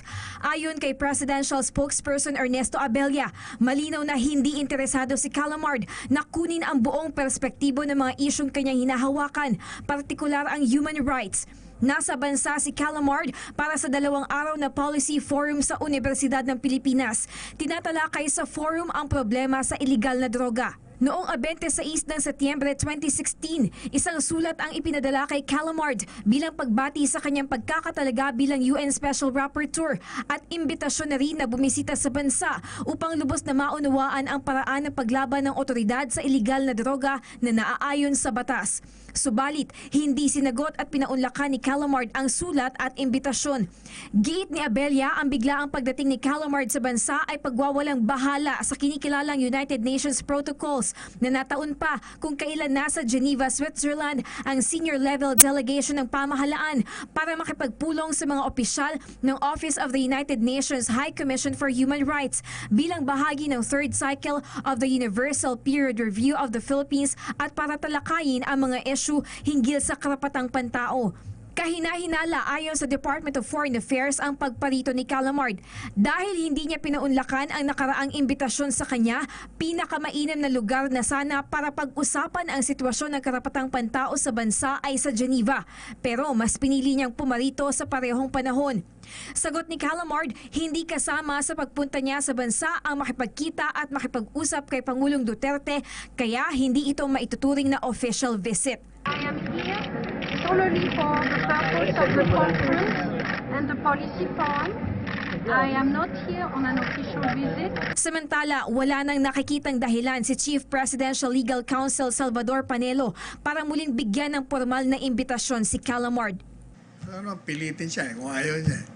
She was saying that she read reports, she saw some videos, and on the basis of that, she made a conclusion that the operation against the drug menace in this country is wrong. How can she make that kind of conclusion? Nananatiling committed ang pamahalaan sa pagtupad sa social justice agenda ng Administrasyong Duterte upang mapalaya ang bansa at milyong-milyong mga Pilipino mula sa pinsalang dulot ng ipinagbabawal na gamot. Para sa PTV News, Sweden Velado. Suportado ng pribadong sektor ang kampanya ng Duterte administration laban sa iligal na droga. Ayon kay PNP Operations Director Camilo Cascolan, maraming pribadong kumpanya ang nagbibigay ng donasyong pondo para mapabilis ang pagtatayo ng mga drug treatment facilities and rehabilitation centers sa iba't ibang bahagi ng bansa. Indikasyon anya ito ng pakikisa ng iba't ibang sektor ng lipunan sa advokasya ng Pangulong Rodrigo Duterte na gawing drug and crime-free ang Pilipinas. Naniniwala din ang PNP na mas maraming papasok na negosyo at mapapabilis ang pag-unlad na ekonomiya kung walang krimen at problema ng droga sa bansa. Ilan sa mga itinatayong rehabilitation centers ngayon ay matatagpuan sa Taguig, Nueva Ecija, Bataan, Bohol, Bukidnon, Cavite, Agusan del Sur, Sarangani Province at Davao City. Walang bayad magpa-rehab sa Mega Drug Abuse Treatment and Rehabilitation Center sa Fort Magsaysay sa Nueva Ecija. Ito ang nilinaw ni Christopher Daraob, Program Coordinator ng DAT-RC. Ayon sa kanya, libre ang magpa-rehab doon ang mga walang kakayahang magbayad at kailangan ng referral ng kanilang local government. Sa ngayon ay nagpapagaling sa DATRC ang 217 drug dependents na may edad 18 hanggang 50 anyos. Sila ay nanggaling sa Nueva Ecija, Batangas, Pampanga at Aurora. Kaya na mag-accommodate ng DATRC ng 10,000 pasyente, ngunit sa ngayon ay limitado lamang muna sa 500. Makakapanayam natin dito sa ating studio si Dangerous Drugs Board Undersecretary Romel Garcia hinggil pa rin sa kampanya ng pamahalaan kontra iligal na droga. Magandang gabi po sa inyo, Yusek Garcia. Magandang gabi po sa inyo at sa ating mga kababayan na nanonood sa ating programa. Mabuhay po kayo. Mabuhay din po kayo, sir. Nais po namin malaman kung ilan na ang naisampang drug-related cases ng ating pamahalaan. Yeah, actually, yung mga number ng drug-related cases, nasa marami pong ano ngayon eh. We have to ask the Philippine National Police and we have to have an updated record muna. Now, so far, ang nakikita po natin, so far, yung mga number of operations and the number of surrenderies natin. But we have to get updated with the number of cases in court. All right. Ilan na po ang numero ng mga sumurrender na mga dating drug addicts na gustong magbagong buhay, sir? Yeah, it appears na according to the statistics that we have, there are about 1.184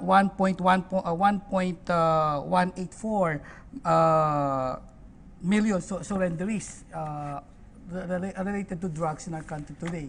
So yun po yung napakarami na po ng bilang na nag-surrender. Alam niyo po, since time immemorial, we at the Dangerous Drugs Board and the Philippine Drug Enforcement Agencies have been convincing addicts, drug abusers, and their families to surrender to us for treatment and rehabilitation. Pero ngayon po, sa isang iglap po, under the leadership of our President Duterte, ngayon lang nangyari sa history nating bansa na napakarami na nagsusurrender, volunteering themselves to be treated in the different rehabilitation centers in our country. Sir, ano po yung cause nito? Kung dati pa po kayo nang hihikayat pero ngayon po ay dumadagsa bigla. Isang malaking dahilan diyan dahil nakita po ng ating mga taong bayan kung gaano kaseryoso ngayon ang ating pamahalaan sa ating kampanya kontra droga. At nakikita naman po natin ang tiwala hindi lang ng ating mga kababayan kundi even the non-government organizations, yung mga business sector, kaya nga may nakikita po tayong nagdo-donate left and right. Ngayon lang nangyayari yun na gustong mag-donate ng magpatayo ng mga rehabilitation center sa ating bansa. In fact, alam niyo naman po natin lahat ang pagkakatayo ng isang napakalaking mega rehab dito sa Nueva Ecija, at ngayon ang kapasidad po niyan napakarami, 10,000, no? Yan siguro yung isa o ito na yung pinakamalaking rehabilitation center siguro sa buong Asia kung di ko magkamali, ano? At marami pa pong bakante diyan. So nakikita po natin ang seryosong ating pamahalaan at ang suporta rin naman ng mga other government agencies and even non-government organization and even the media na tulad po ninyo nakakatulong sa ating kampanya kontra sa pinagbabaw na gamot. Yung ba mga pinapasok sa mga drug rehabilitation centers sa USEC, libre? Paano po yung financial assistance na pwedeng ibigay po ng pamahalaan? Yes, actually ang pagkakaalam ko po, libre ang rehabilitation program natin, ano?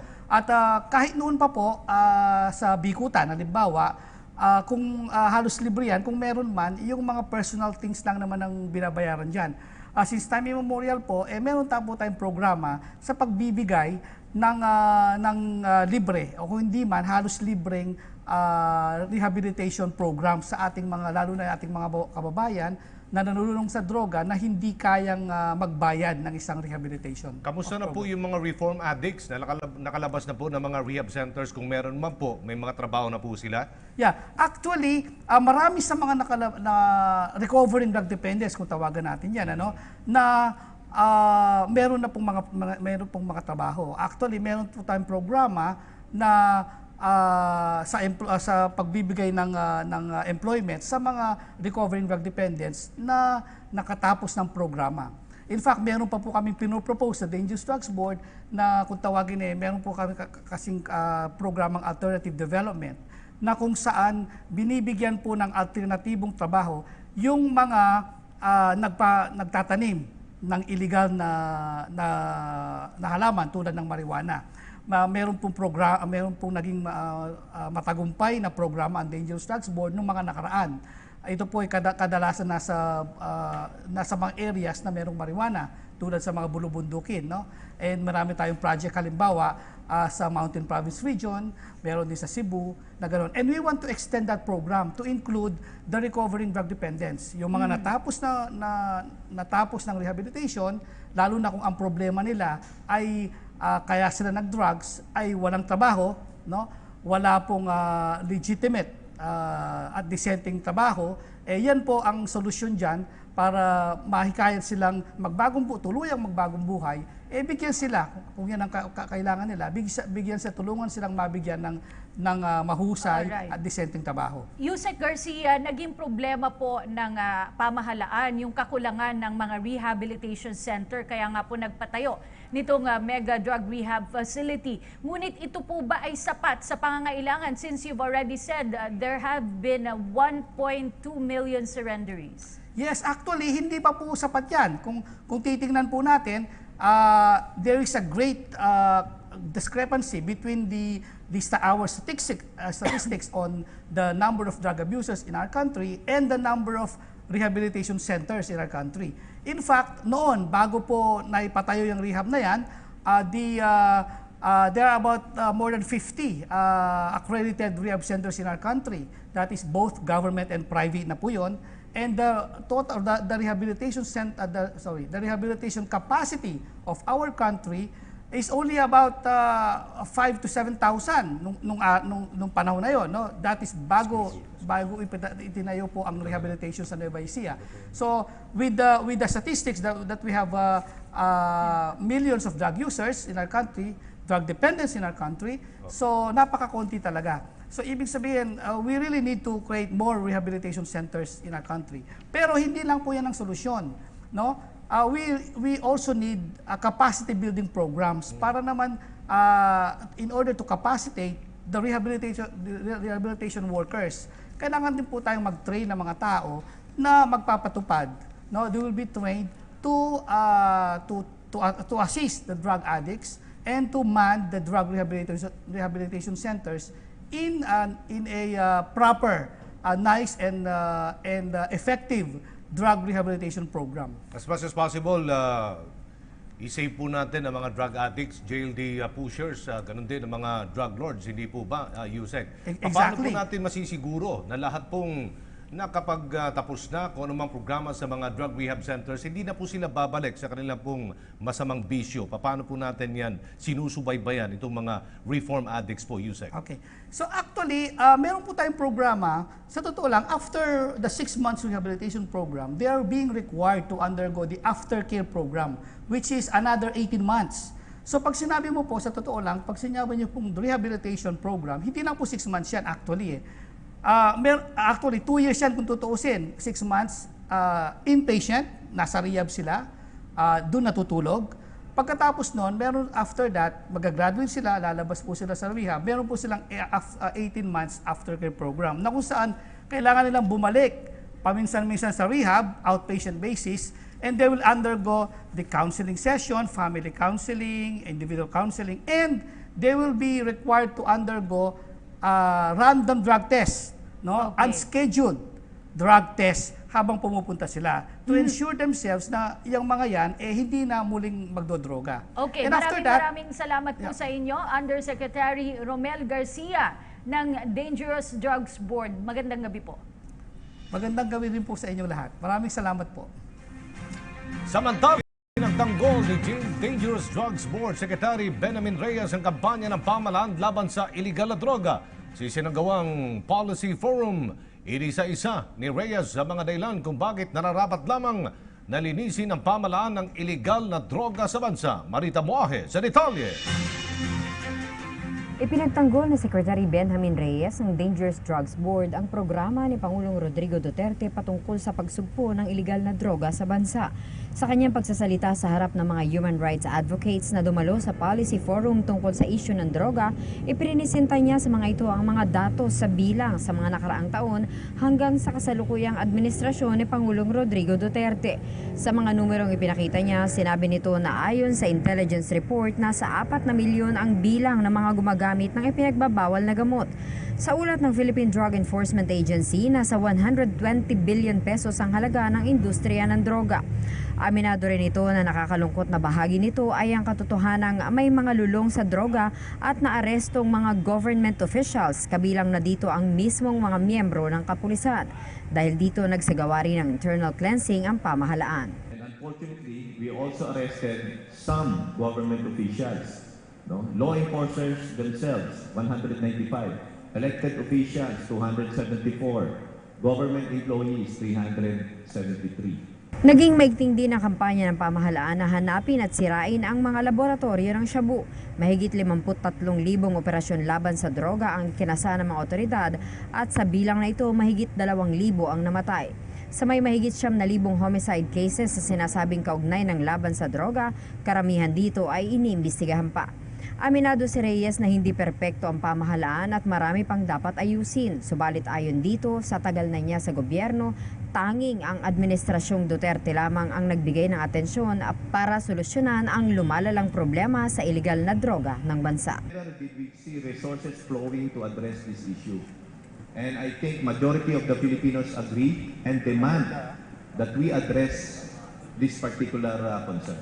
Para sa PTV News, Marita Muahe. Ipinag-utos na ni PNP Philippine National Police Chief General Ronald Bato de la Rosa ang investigasyon sa pagkamatay ni Abu Sayyaf member Saad Samad Kiram na naresto sa lalawigan ng Bohol. Ay kay Region 7 Police Director Chief Superintendent Noli Talino, napatay si Saad matapos ng kaing tumakas habang dinadala ito sa Bohol District Jail. Ani Talino, habang nasa biyahe, nagsabi ito na masakit ang kanyang tiyan, pinayagan ito ng otoridad hanggang sa makatakas. Matapos ang 2 oras sa paghanap, bigla ng agaw ng baril na isa sa mga police escort si Saad. Dito na nabaril si Saad na nagresulta sa kanyang pagkamatay. Sumuko sa Armed Forces of the Philippines ang 23 miyembro ng Abu Sayyaf Terrorist Group kasunod ng maigting na military operations sa Basilan at Sulu. Ayon sa Western Mindanao Command, unang sumuko sa 64th Infantry Battalion na nakabase sa Basilan sina Nur Hassan Lahaman at Muds R. Angkun kasama ang 13 nilang tauhan. Sumuko naman sa Joint Task Force Basilan ang magkakapatid na bandidong sina Pata Salapudin, Asbi Salapudin, Sayadi Salapudin at RC Salapudin na pawang mga miyembro ng Abu Sayyaf Kidnap for Ransom Gang.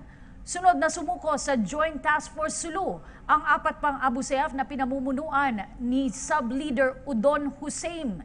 Isinuko ng 23 bandido ang matataas na kalibre ng baril na kinabibilangan ng grenade launchers, Garand rifles, M14 at M16 rifles at mga bala.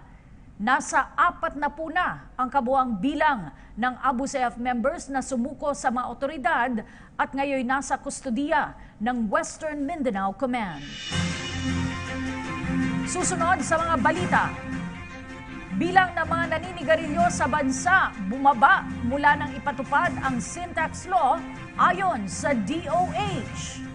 Ang detalye sa pagbabalik ng PTV News.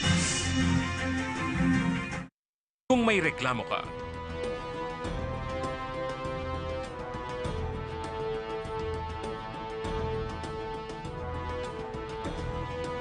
dial 8888, the Public Complaint Hotline.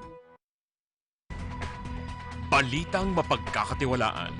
Todo arangkada hanggang Sabado ng gabi. Kasama si Rocky Ignacio, Ralph Obina, at Joseph Parafina. Sabado ng gabi sa inyong People's Television. Sumbungan, imbestigahan, balitaan, kasama ang mga kakampi ng bayan. Kilos Pronto! Nagkaproblema ka na ba sa usad pagong na serbisyo ng gobyerno? Nabiktima ka na ba ng fixer? O nakutongan ng tiwaling empleyado? Ito na ang chance mong rumesba, kaibigan. Abangan ang bagong programang tutugon sa inyong mga reklamo. Ito po ang Digong 8888 Hotline. Sama-sama po nating solusyonan ang inyong mga hinaing hango sa complaint hotline ng bayan. Samahan kami tuwing alas 7 ng gabi dito lang sa People's Television. Digong Hotline 8888 dito sa inyong People's Television. Wala, sumbungo kayo. Hello? 8888?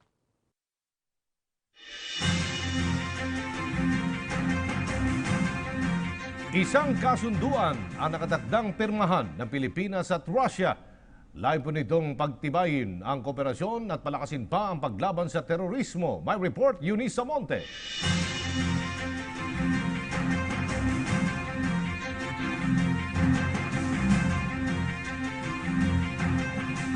Balikan po natin mamaya ang report ni Eunice Monte. Samantala, suportado pa rin ng mas maraming Pilipino sinusulong na death penalty ng pamalaan. Batay sa survey na Pulse Asia, 67% ng mga Pilipino nagpayag ng suporta sa muling panunumbalik ng parusang bitay. 25% naman na nagsabing hindi sila pabor, habang nasa 8% ang hindi tiyak. Pero ayon sa survey, nasa 97% ng mga Pilipino ang nagsabing dapat kasamang kasong rape sa mga papatawan ng parusang kamatayan. Batay pa sa survey, 55% o mahigit kalahati rin ng mga Pilipino ang naniniwalang dapat nasa 15 anyos ang minimum age of criminal liability sa bansa. Isinagawang survey mula Marso 15 hanggang 20 sa may 1,200 respondents. Samantala, kumpiyansa naman ang palasyo na may papasa ang naturang panukala sa Kongreso. Ayon kay Presidential Spokesperson Ernesto Abella, malaki ang may tutulong ng death penalty upang tuluyan ang masugbo ang kriminalidad at ilegal na droga sa bansa. Hindi pinabayaan ni Pangulong Duterte si Gina Lopez. Ito bang binigyan din ni Presidential Legal Counsel Salvador Panelo kasunod ng alegasyon ni Senador Antonio Trillanes na tila pinakain umano ni Pangulong Duterte sa mga leon sa Senado si Lopez. Ayon kay Panelo, wala itong katotohanan. Sa katunayan nga'y ni-reappoint pa siya ni Pangulong Duterte. Samantala, sinabi pa ni Attorney Panelo na posibleng may natanggap na impormasyon ang Pangulo kaya't nabanggit nito sa kanyang talumpati ang umano'y suhulan sa Commission on Appointments kaya't hindi na kumpirma si Gina Lopez. You must remember that the President passionately, in fact, endorsed the DNR Secretary, but as he says, he cannot interfere with the function of a co-equal branch. But of course, he's open to criticizing that branch if he sees anything wrong with what it does. Nagsimula na ang investigasyon ng Department of Justice sa tax evasion case na inihain ng Bureau of Internal Revenue laban sa Mighty Corporation. Ito ay matapos makumpiska sa ilang bodega ng Mighty ang bilyong-bilyong halaga ng peking tax stamp. Kabilang sa mga nagsumite ng kanilang counter affidavit, sina Alexander Wong Chung King, Edelberto Adan, Oscar Barrientos at Ernesto Victa. Nilinaw naman ng BIR na hindi pa tapos ang paghahain ng reklamo laban sa Mighty Corporation. Ayon sa BIR, hindi lamang 9.6 billion ang halaga ng nawala sa pamahalaan, kundi aabot ng humigit kumulang 27 hanggang 30 bilyong piso. Bumaba ang bilang ng mga naninigarilyo sa bansa at ayon sa Department of Health bukod sa mas maigpit na pagpapatupad ng sin tax reform law. Malaking tulong din dito ang ginagawang kampanya ng pamahalaan hinggil sa masamang epekto ng paninigarilyo. Kirby Cristobal sa detalye. Inanunsyo ngayon ng Department of Health katuwang World Health Organization, Philippine Statistics Authority at Center for Disease Control and Prevention ang pagbaba ng halos 6% ng mga gumagamit ng tobacco sa bansa. Sa inilabas na survey ng Global Adult Tobacco mula sa record na 29.7% noong 2009, bumagsak sa 23.8% nitong 2015 ang mga naninigarilyo mula edad 15 taong gulang pataas. Ang dahilan ay sa bisa ng Sin Tax Reform Law of 2012 o ang pagpataw ng karagdagang buwis sa tobacco na nagsimulang ipatupad noong January 2013. Drastically rising the tobacco excise tax, which forced the steady increase on cigarette prices from 2013 to 2017, proved to be a most effective way of reducing tobacco use among smokers in the Philippines. Malaki rin anyang itinulong ng kanilang kampanya sa mga sakit na dala ng paninigarilyo at ang paglalagay ng graphic health warning sa mga pakete ng sigarilyo kung saan 7.2% ang naimpluwensyahan sa masamang dulot nito sa kalusugan. Ayon pa sa survey, malaki rin ang ibinabang porsyento ng mga second-hand smoking sa mga tahanan at pampublikong lugar. Mula sa numero na 25.5% noong 2009, naging 13.6% na lamang ito noong 2015. Idinagdag pa ng opisyal na sa magandang resulta na lumabas sa pag-aaral, malaki ang tsansa na bumaba ang bilang ng mga tobacco-related illnesses. Inaasahan din ng Health Department na mas gaganda pa ang resulta sa oras na mapirmahan na rin ni Pangulong Rodrigo Duterte ang nationwide smoking ban. Kasabay rin ng malaking pagbabago sa numero ay ang patuloy na pagtaas ng presyo ng tobacco sa mga darating na taon. 87,000 Filipinos die every year due to tobacco-related illness. This is preventable. We can prevent tobacco-related illnesses in this country. There is no safe level of tobacco use or exposure. Any exposure to tobacco is bad for your health. Para sa PTV News, Kirby Cristobal. Tiniyak ni Pangulong Duterte ang kapakanan ng mga pulis at sundalo sa ilalim ng kanyang administrasyon. Sa kanyang talumpati sa Police Regional Office ng ARMM sa Parang Maguindanao, inihayag ng Pangulo na magbibigay ang pamahalaan ng pangkabuhayan at edukasyon para sa mga maiiwang kaanak ng mga sundalo at pulis na nasawi sa bakbakan. Ayon sa Pangulo, ito lamang ang maibibigay ng gobyerno sa mga sundalo at pulis para sa kanilang serbisyo sa bayan. Nangako naman ang Pangulong Duterte na ibibigay niya ang mga kinakailangang kagamitan ng mga pulis at sundalo sa kanyang kampanya kontra terorismo at droga sa rehiyon. Nagsasagawa na ng investigasyon ang Philippine Air Force kaugnay ng pagbagsak ng helicopter sa Tanay Rizal kahapon na ikinasawi ng piloto at 2 sundalo. May ulat si Eunice Monte. Isang piloto at 2 sundalo ang naiulat na nasawi habang isa pa ang kritikal matapos bumagsak ang isang helicopter ng Philippine Air Force sa Sitio Hilltop, Barangay Sampaloc, Tanay Rizal, Huwebes ng hapon. Ayon sa tagapagsalita ng Army 2nd Infantry Division Lieutenant Saison Meneses, kabilang sa mga nasawi ay isang piloto at 2 crew ng UH-1D helicopter. Kinilala ang mga sakay nito na sina Captain Christian Paul Ditan, 30 taong gulang at ang pilot in command, Staff Sergeant Byron Tolosa, Airman First Class Joseph De Leon at First Lieutenant Cesar Viñas ang command pilot.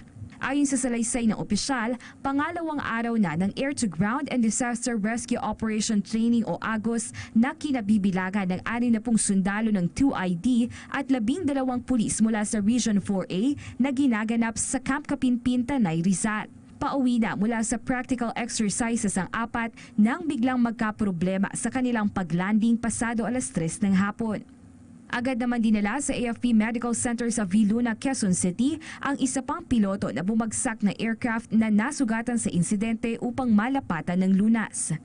Patuloy naman ang masusing investigasyon sa nangyaring pagbagsak ng isa na namang military chopper habang nagpadala na rin si Philippine Air Force Commanding General Edgar Fallorina ng karagdagang personnel mula sa 505 Search and Rescue Group para sa inisyal na inspeksyon sa insidente. Para sa PTV News, Eunice Monte. Balikan po natin ang balita kaninang may kasunduan na nakatagdang pirmaan ng Pilipinas at Russia upang pagtibayin pang kooperasyon at palakasin pang paglaban sa terorismo. Report mula kay Eunice Monte. Tuloy na ang kooperasyon ng hukbong sandatahang lakas ng Pilipinas at ng bansang Russia. Ito ang kinumpirma ni National Defense Secretary Delfin Lorenzana sa kanyang pag-aanunsyo ng kasunduang nakatakdang lagdaan sa pagitan ng dalawang bansa. Layunin nitong pagtibayin at buksan ang mga oportunidad sa pagitan ng Pilipinas at ng Moscow, Russia sa larangan ng depensa ng teritoryo at seguridad ng bansa. Matatandaang nauna nang nag-usap sina Russian Defense Minister Sergei Shoigu at Secretary Lorenzana sa katatapos lamang na Moscow Conference on International Security. One of the things that I'm going to do when the President goes there for the state visit late this month is for me and the Defense Minister to sign an agreement, memorandum of agreement to set the framework on how to go about our military-to-military relationship. Aniya, ang formal na pirmahan ng kasunduan ay pangungunahan mismo ni Pangulong Rodrigo Duterte sa pagbisita nito sa Russia sa susunod na buwan. Dito na rin mapag-uusapan ang posibleng pagbili ng mga kagamitang militar ng Pilipinas sa bansang Russia. One of the things that I'm going to do when the President goes there for the state visit late this month is for me and the Defense Minister to sign an agreement, memorandum of agreement to set the framework on how to go about our military-to-military relationship.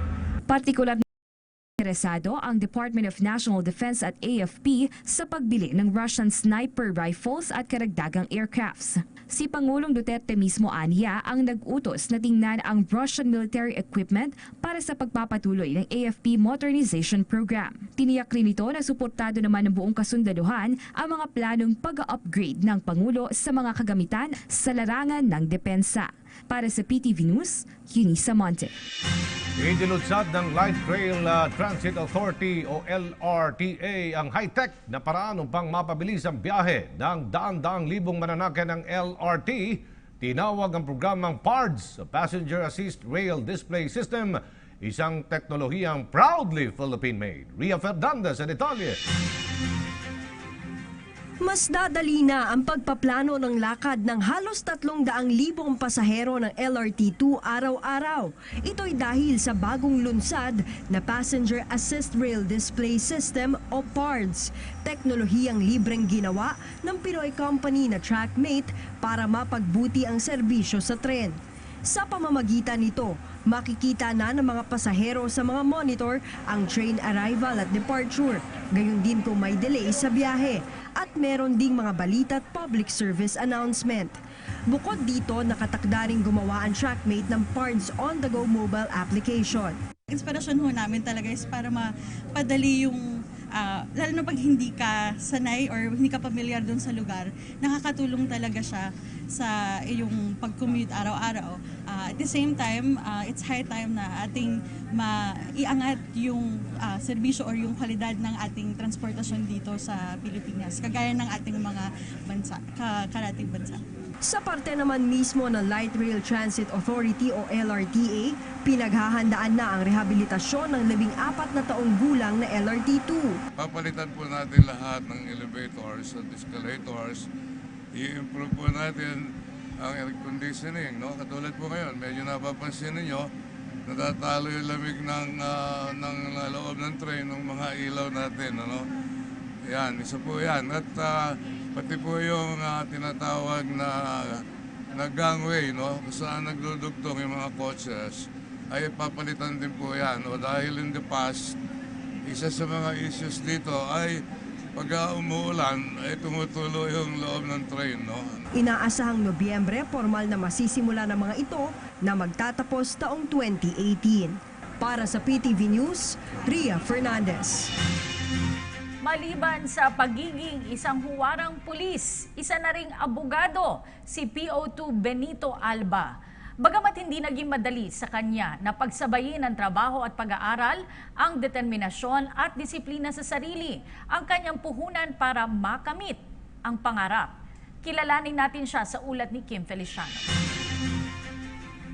Mataimtim na pagdarasal, determinasyon at disiplina. Tatlong pinakaimportanteng katangian para makamit ang matamis na tagumpay sa lahat o anumang pagsubok. Sa loob ng 4 na taon, isinabuhay ni PO2 Benito Alba itong 3 tampok ng kanyang pagkatao para maipasa niya ang huli at pinakamalaking pagsubok mulat sa pool, ang 2017 bar exams. Hindi biro ang mga naging sakripisyo ni PO2 Alba. Mula sa kanilang tahanan sa Taguig, babiyahe siya patungong Pateros para magtrabaho. Alas 3 ng hapon ay magko-commute na siya mula sa opisina papuntang eskwelahan at pag natapos ay babalik pa siya sa estasyon upang magtrabaho muli. What really happens is sometimes I sleep only for 1 hour a day. Sometimes yung uniform ko, 3 araw na yung pa rin na sinusot kong uniform kasi nga duty .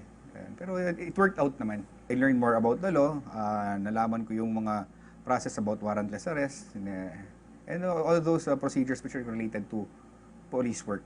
Dahil sa kanyang sipag at syaga, mismo ang kanyang immediate supervisor na si Deputy Chief of Police for Operations, Police Chief Inspector Richie Salem ay lubusang natuwa at napabilib. Working habit niya, masipag. Nung nasa siya sa Pateros, in fact, bago pa lang, talagang pinahawak na namin na siya ng kaso. Time management yan, Although pumapasok siya, pero talagang pinipilit niya pa rin mag-aral. Pinagsabay niya pag-aaral tsaka sa trabaho. So, pinagpala siya na makapasa dahil sa pagsisikap niya.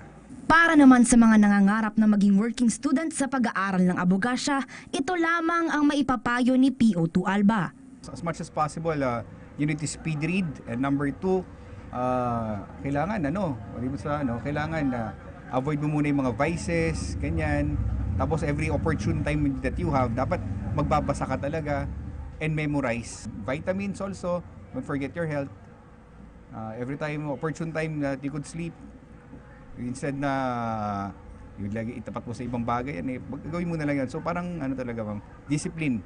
Ang pagpapatuloy ng pangarap ng kanyang yumaong ama ang patuloy na nagpapalakas ng loob ni PO2 Alba na magtagumpay sa pagiging isang ganap na abogado. Para sa PTV News, Kim Feliciano.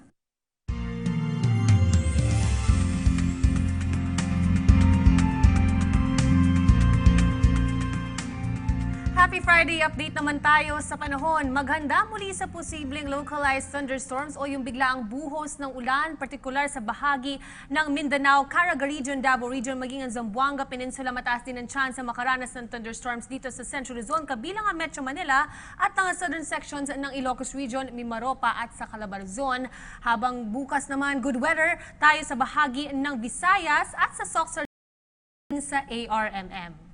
Sa mga nagtataka naman, ang bagamat tag-init, karaniwang po ang makaranas ng localized at thunderstorm o yung biglaang buhos ng ulan sa hapon o gabi. Panandalian lamang at usually nagtatagal ng 1 o 2 oras. Epekto po yan ng mainit na panahon, particular sa isang lugar at bubuo yan ng thunderstorm clouds, dulot nga ng ating water cycle. Paalala naman ng InfoWeather, ugaling magbitbit ng panangga sa init ng araw at magbaon ng inuming tubig para labanan ng heat exhaustion, lalo na yung mga lalabas sa hapon. Base sa ating heat index chart, above 45 degrees ang average temperatures natin sa hapon, lalo na sa Luzon. Dito nga sa Metro Manila, umabot sa 44 degrees Celsius kahapon, habang dyan naman sa Nueva Ecija, umabot sa 49.1 degrees Celsius. Ang hangin silangan pa rin ang maghahatak ng maalinsangang hangin mula dyan sa dagat Pasipiko. Concentrated naman ang thunderstorm clouds natin sa bahagi ng Mindanao, Zamboanga Peninsula, Bicol Provinces at eastern section ng Visayas, kabilang na rin ang Ilocos Region bukas. Nakataas din ang thunderstorm alert natin sa Metro Manila at Metro Cebu. Ibig sabihin anumang oras ngayong gabi, posibleng makaranas ng panandaliang buhos ng ulan. So mga lalabas naman muli this weekend, silipin natin ang weather outlook sa ilang mga tropical destinations sa bansa. Unahin natin dyan sa bahagi ng Lawag, posibleng umakyat sa 38 to 39 degrees Celsius ang maximum highs natin this weekend, habang dyan naman sa Subic area nasa 37 to 38 degrees. Maliit lamang ang chance makaranas ng thunderstorms. Dito naman sa bahagi ng Iloilo at Puerto Princesa sa Palawan, may chance tayong makaranas ng light rain showers sa hapon. At sa bahagi naman ng Baguio, kung gusto niyo naman i-escape ang hot weather condition natin, nasa 25 degrees lamang ang maximum highs natin this weekend. Dumako naman tayo sa labas ng bansa at silipin natin ang Friday weather sa ilang kalapit na mga pangunahing lungsod sa Asia bukas.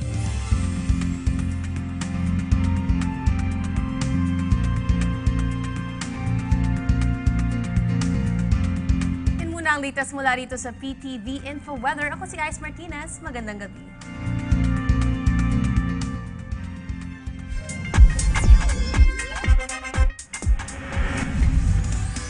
Para sa mga nagnanais maging milyonaryo, narito ang resulta para sa Swertres Lotto na binola kaninang alas 11 ng umaga. Ang winning numbers ay 2, 1, 0.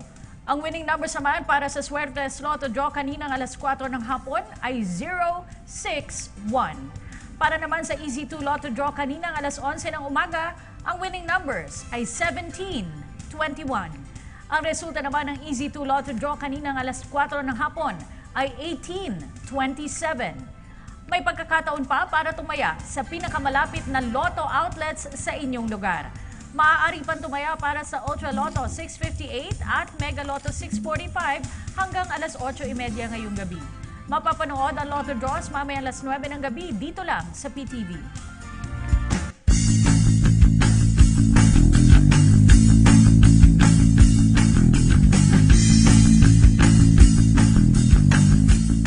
Magandang gabi sa inyong lahat, teammates. Narito ang PTV Sports para ihatid sa inyo ang mga napapanahong sports balita. Excited na si newly acquired TNT guard R.R. Garcia sa kanyang first game kontra San Miguel Beermen ngayong gabi.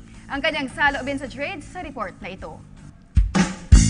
Mabigat na role ang hinaharap ngayon ni newly acquired TNT guard R.R. Garcia sa pagpasok niya sa katropa.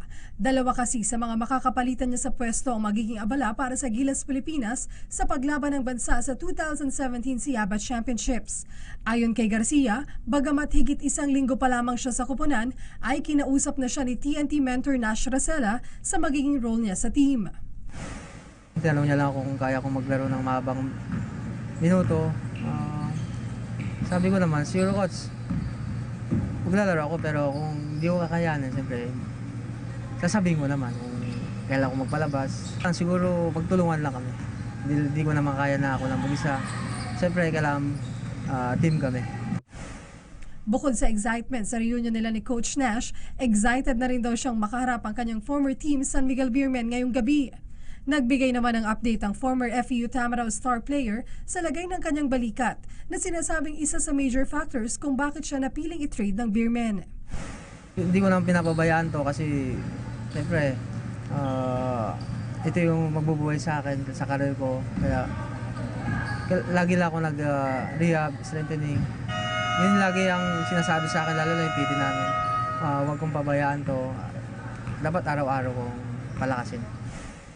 Ngayong gabi nakatakda ang banggaan ng Beerman at Katropa sa Smart Araneta Coliseum. Angel Atienza, PTV Sports. Sa basketball pa din, kapwa nangako ng mas maaksyong hardcourt wars ngayong season, sina ASCO consultant Buddy Encarnado at Secretary General Harlem Ruiz. Ito'y matapos ang matagumpay na pagdaraos ng kanilang preseason tournament kamakailan. Narito ang aking report. Kaya at kontento ang pamunuan ng National Athletics Association of Schools, Colleges and Universities o NAASCO sa naging resulta ng katatapos na sumilang Invitational Basketball Tournament sa Pasig City. Nagsilbing preseason tournament yung 2017 edition ng NAASCO. Pinagharian ng Centro Escolar University Scorpions ang week-long Cage Fest. Habang nagsagawa naman ng exhibition game ang ilang PBA legends kontra Duding's Barbecue team sa huling araw ng aksyon. Kabilang sa mga muling nagpamalas ng hardcourt heroics sa harap ng mga fans ay sina 4-time PBA MVP Alvin Patrimonio, Johnny Abarientos, Ronnie Magsanok at iba pa. Kasi this is the first time na nagkaroon kami ng preseason na ganito kalakas. And then we invited some teams na nag-feed dun sa mga regular members namin. Sa panig naman ni former PBA chairman at NAASCO consultant Buddy Encarnado, isa sa mga hangad nila ay makadiskubre ng mga homegrown talents na pwedeng magsuot ng national tricolors balang araw. I've been to professional basketball. Now I am going back where I came from. So, and that is more on the developmental aspect of basketball. Ibinunyag rin ni Encarnado na maraming pagbabago at improvement silang inilatag para sa papasok na season ng NAASCO. I'd like to say that this will be a new breeding ground for Philippine basketball. Ang regular season ng NAASCO ay opisyal na bubuksan sa Hulyo 19. Sa table tennis naman, nagsimula na ngayong araw ang aksyon sa 3rd Philippine Super League Table Tennis Tournament, kung saan halos 300 players ang inaasahang hahataw sa 3-day event. Ang kabuang detalye mula kay Irene Malyari.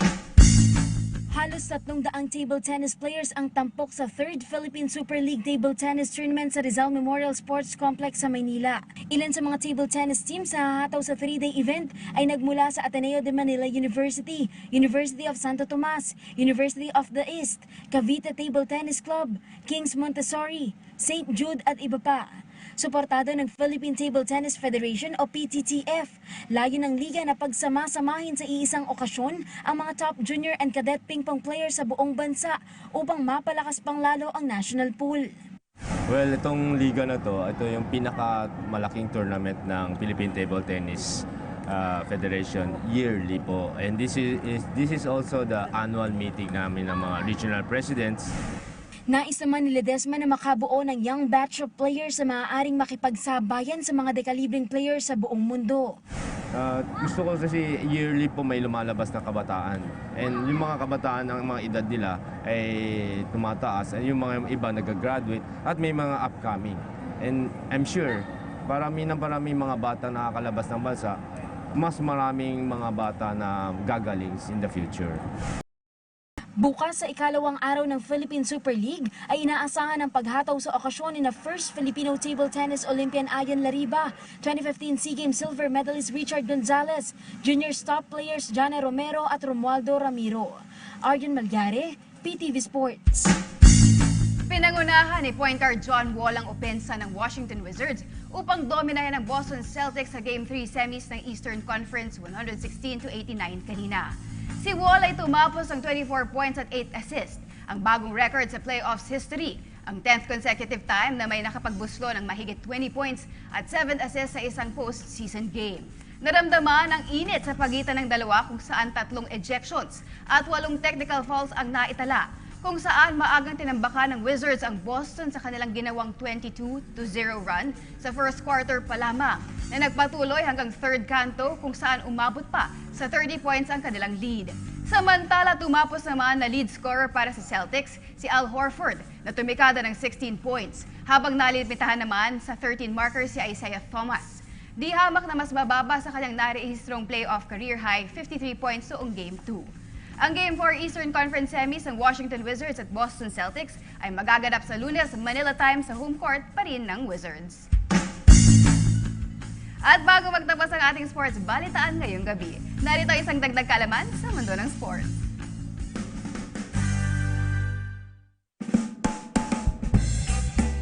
Taong 1823 nang maimbento ang larong rugby. Sinasabing na diskubre ito ng mga soccer players sa England. Sa halip na sipain ng bola ay pinulot at itinakbo ito ni William Webb Ellis papunta sa goal line at doon nila naisip na pwedeng itakbo ang bola habang nilalaro. Umabot naman ng 24 hours at 30 minutes ang pinakamahabang game tournament ng rugby noong October 7, 2011 na pinaglabanan ng Mali Lions at Congleton Bears Club. At yan po ang mga pinakahuling balita dito sa mundo ng sports. Ako po, si Meg Sioso.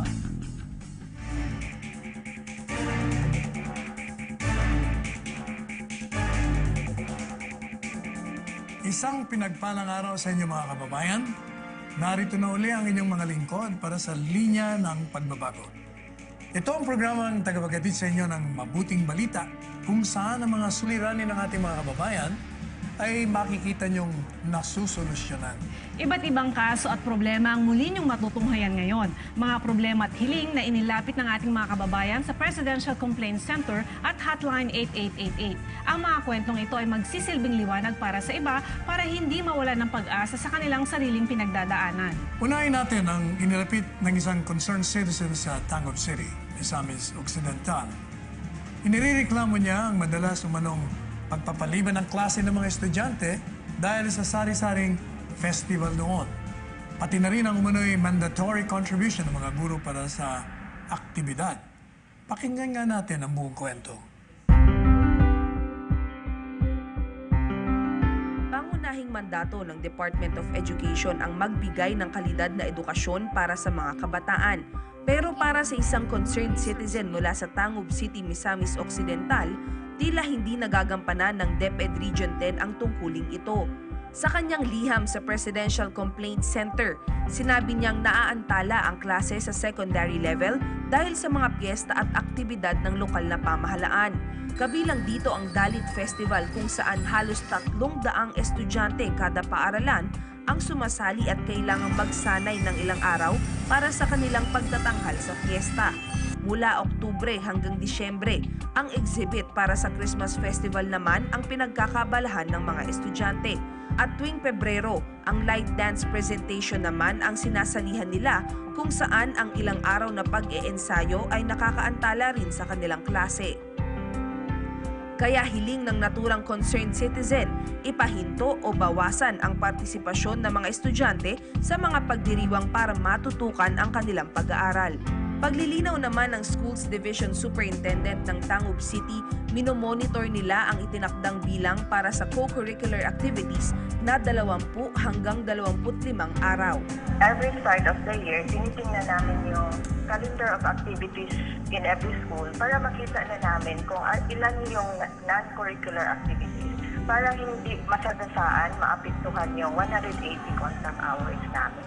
At dahil sa reklamo, nagpapatupad na ang DepEd Region 10 ng intensive supervision sa mga paaralan. Every secondary school may naka-assign na isang supervisor para titingnan nila kung wala ba silang na lalabag na mga palisiya o guidelines. Dagdag pa ng rehiyon, 25 taon na silang nagtutulungan ng lokal na pamahalaan para sa turismo ng lungsod.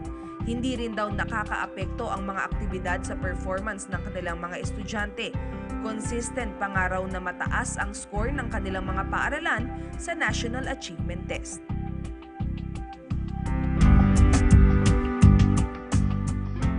Tradisyon na ng mga Pilipino na magdiwang ng iba't ibang festival para sa nga naman ay hindi makaabala sa pag-aaral ng mga bata at hindi rin maging pasanin para sa mga guro na gumagastos para sa kontribusyon.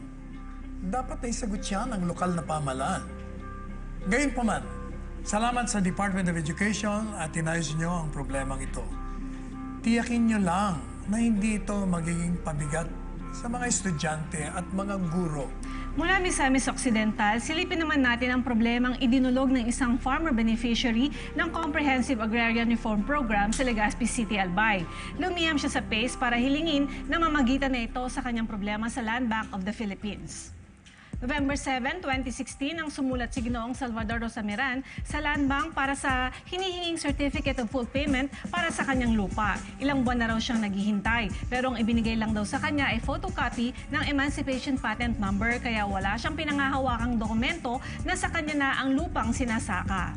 Kaya ang ginawa ng PCC, nirefer nila sa Land Bank ang suliranin ni Ginoong Rosamiran noong November 16, 2016.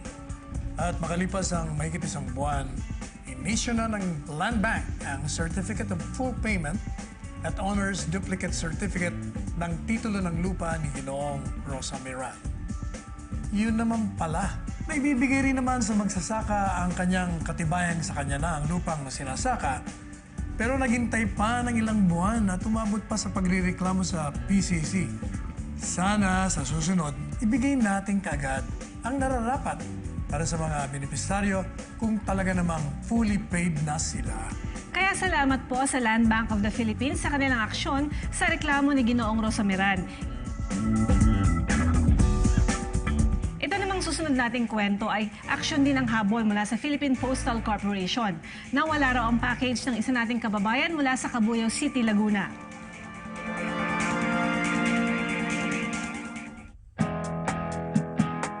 December 26, 2016 nang mag-email sa Presidential Complaint Center si Jessica Lozande para humingi ng tulong na i-follow up sa PhilPost kung ready for pickup na ang kanyang package. Natakot kasi siya na baka nawala ito. Makalipas ang 2 araw, ipinagbigay alam ng PCC ang concern ni Jessica sa PhilPost.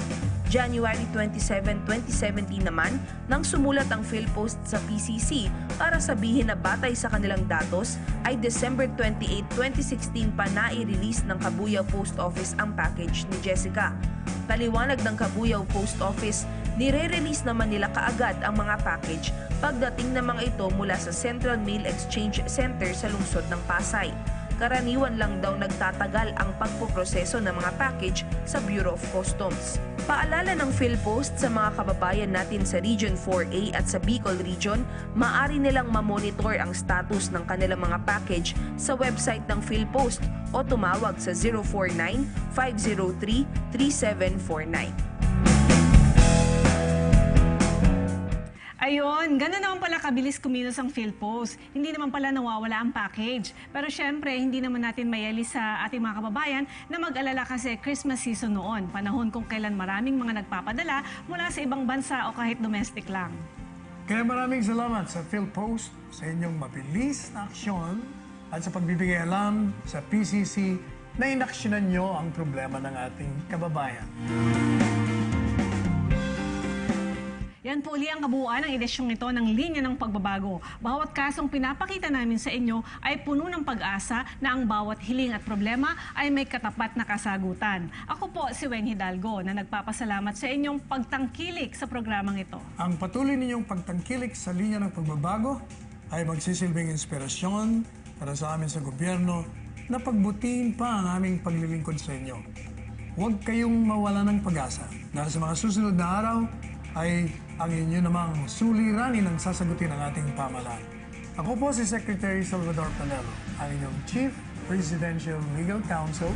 Hanggang sa muli, mga kababayan.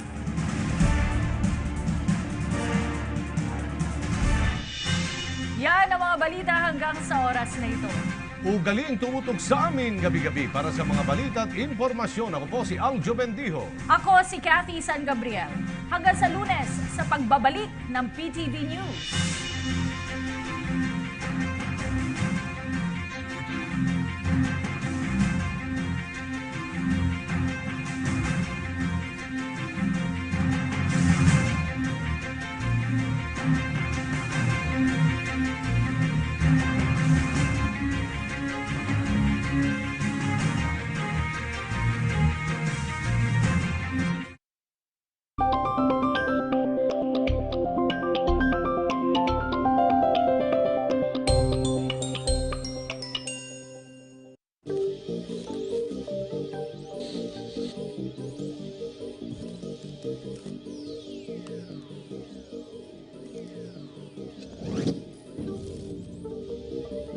In the present administration, all these crimes reduced by 11.74%, or about 57,000 crime incidents. These are real numbers. Let us all stand and be counted.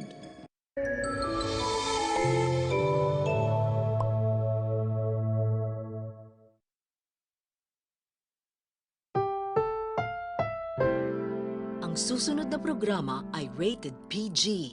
Ito ay nangangailangan ng patnubay at gabay ng magulang para sa mga batang manonood.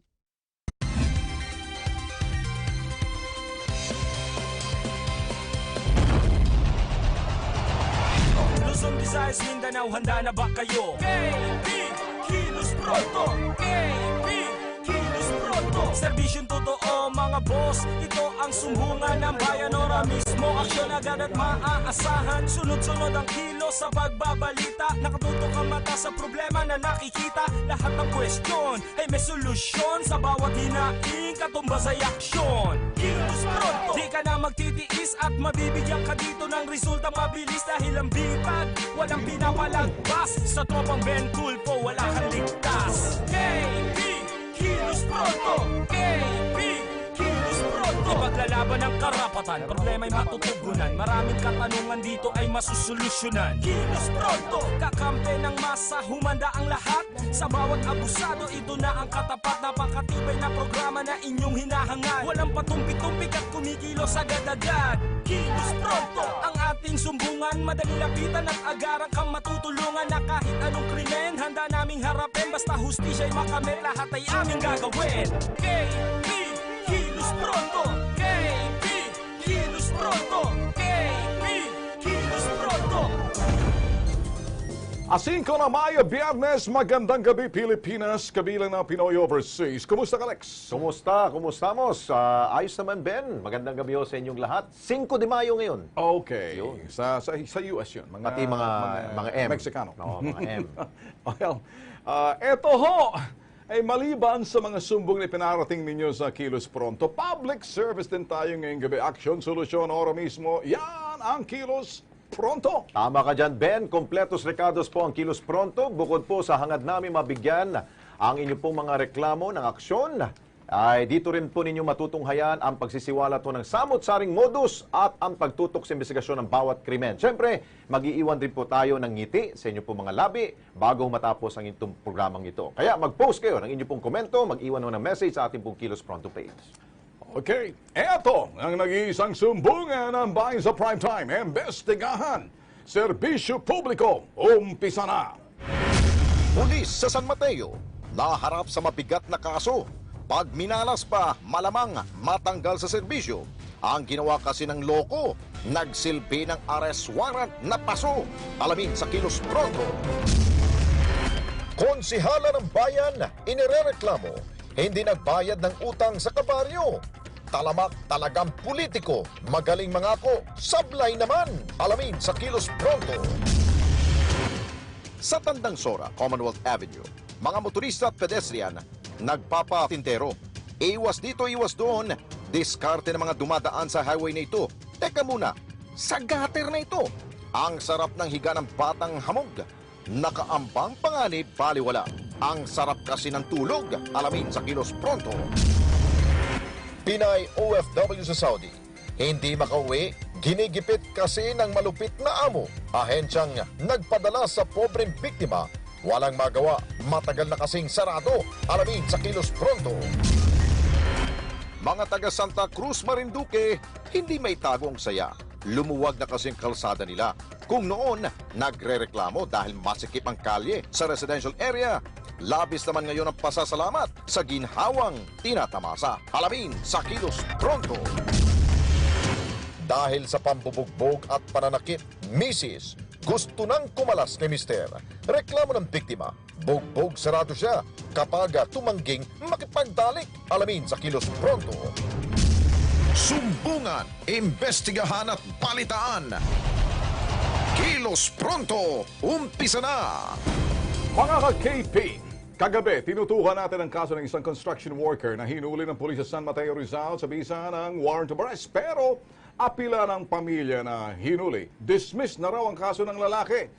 warrant of arrest, sinerve, wala raw bisa at ngayong gabi sa part 2 ng kasong yan, alamin natin ang panig ng inarereklamang pulis. Panoorin.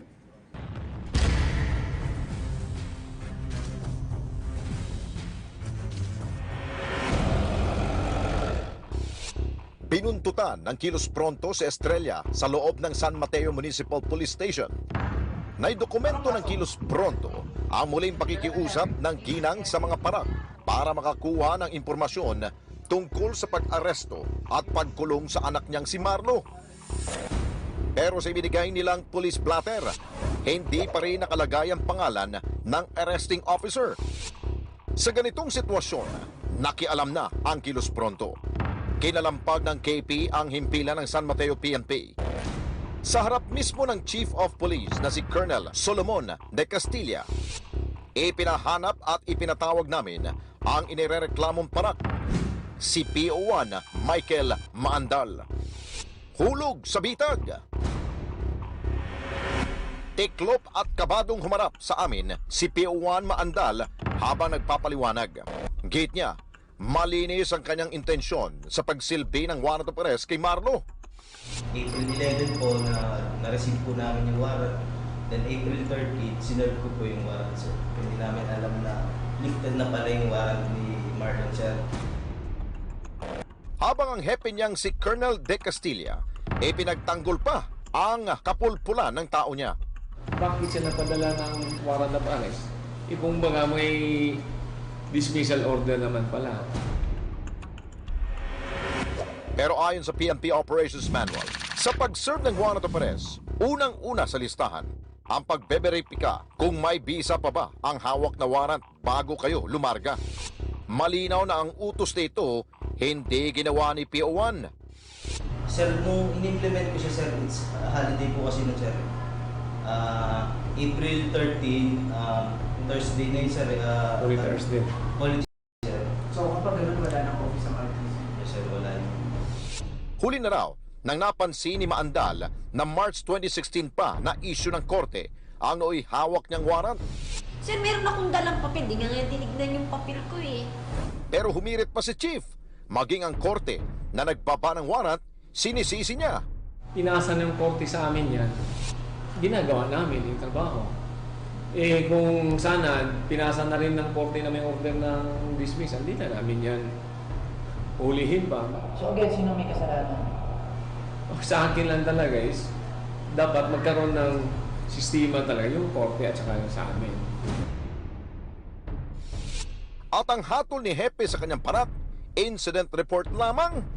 Hindi, kung mag-file sila ng kaso, ipa-explain ko na rin ito. Boss naman, nagkakalukuhan yata dito.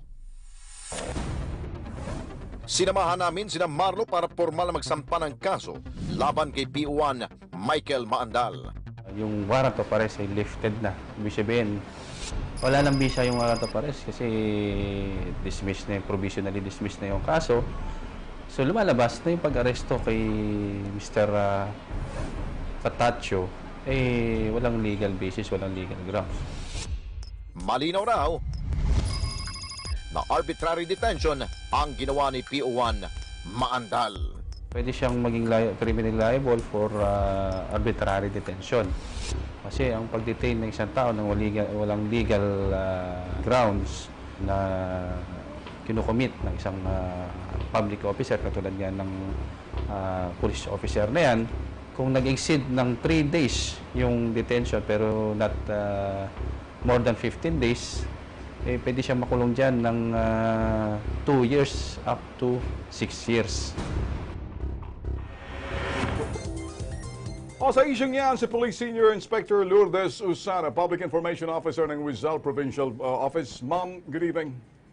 Sir, good evening po. Okay, ma'am. Okay. Alright, thank you, ma'am. Ano ho masasabi ninyo doon sa parting yun na ang pulis ho mismo ninyo parang hindi ho ginawa yung due diligence to check on the warrant whether expired na yung warrant. That's what you call due diligence of investigation kung ikay isang pulis. Kayo ho ba'y agree o disagree? Opo, bali po may konting pagpupuna nga po ang aming pulis sa San Mateo. Alright. Alright, Alright, ma'am. ginawa yung trabaho niyang diligence para i-check kung dismiss or not pa yung Alright. Ma'am, thank you. Kayo'y naging honest. Yun ho bang si Casillas or Des Castillas or Pastillas? Colonel ba yun? Ano bang ranko? Mas mataas bang ranko niya sa'yo? Opo, mas mataas po. Alam nyo ma'am, mas matalino kayo, pulpul yung si Casillas, Pastillas o De Castillas, Casillas. Ang sabi niya ho, mag-i-explain lang, mukha atang kinakailangan bumalik ho sa schooling kasi mas matalino ho kayo ma'am.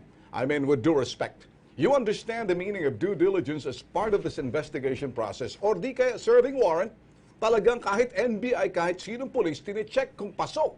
Kasi nakikita ho sa warrant. You cannot serve a warrant na hindi mo alam. Ngayon, to do that, it's either to listen or gagawa. Ngayon, ang ginawa ho ay Huwebes Santo, Biyernes Santo.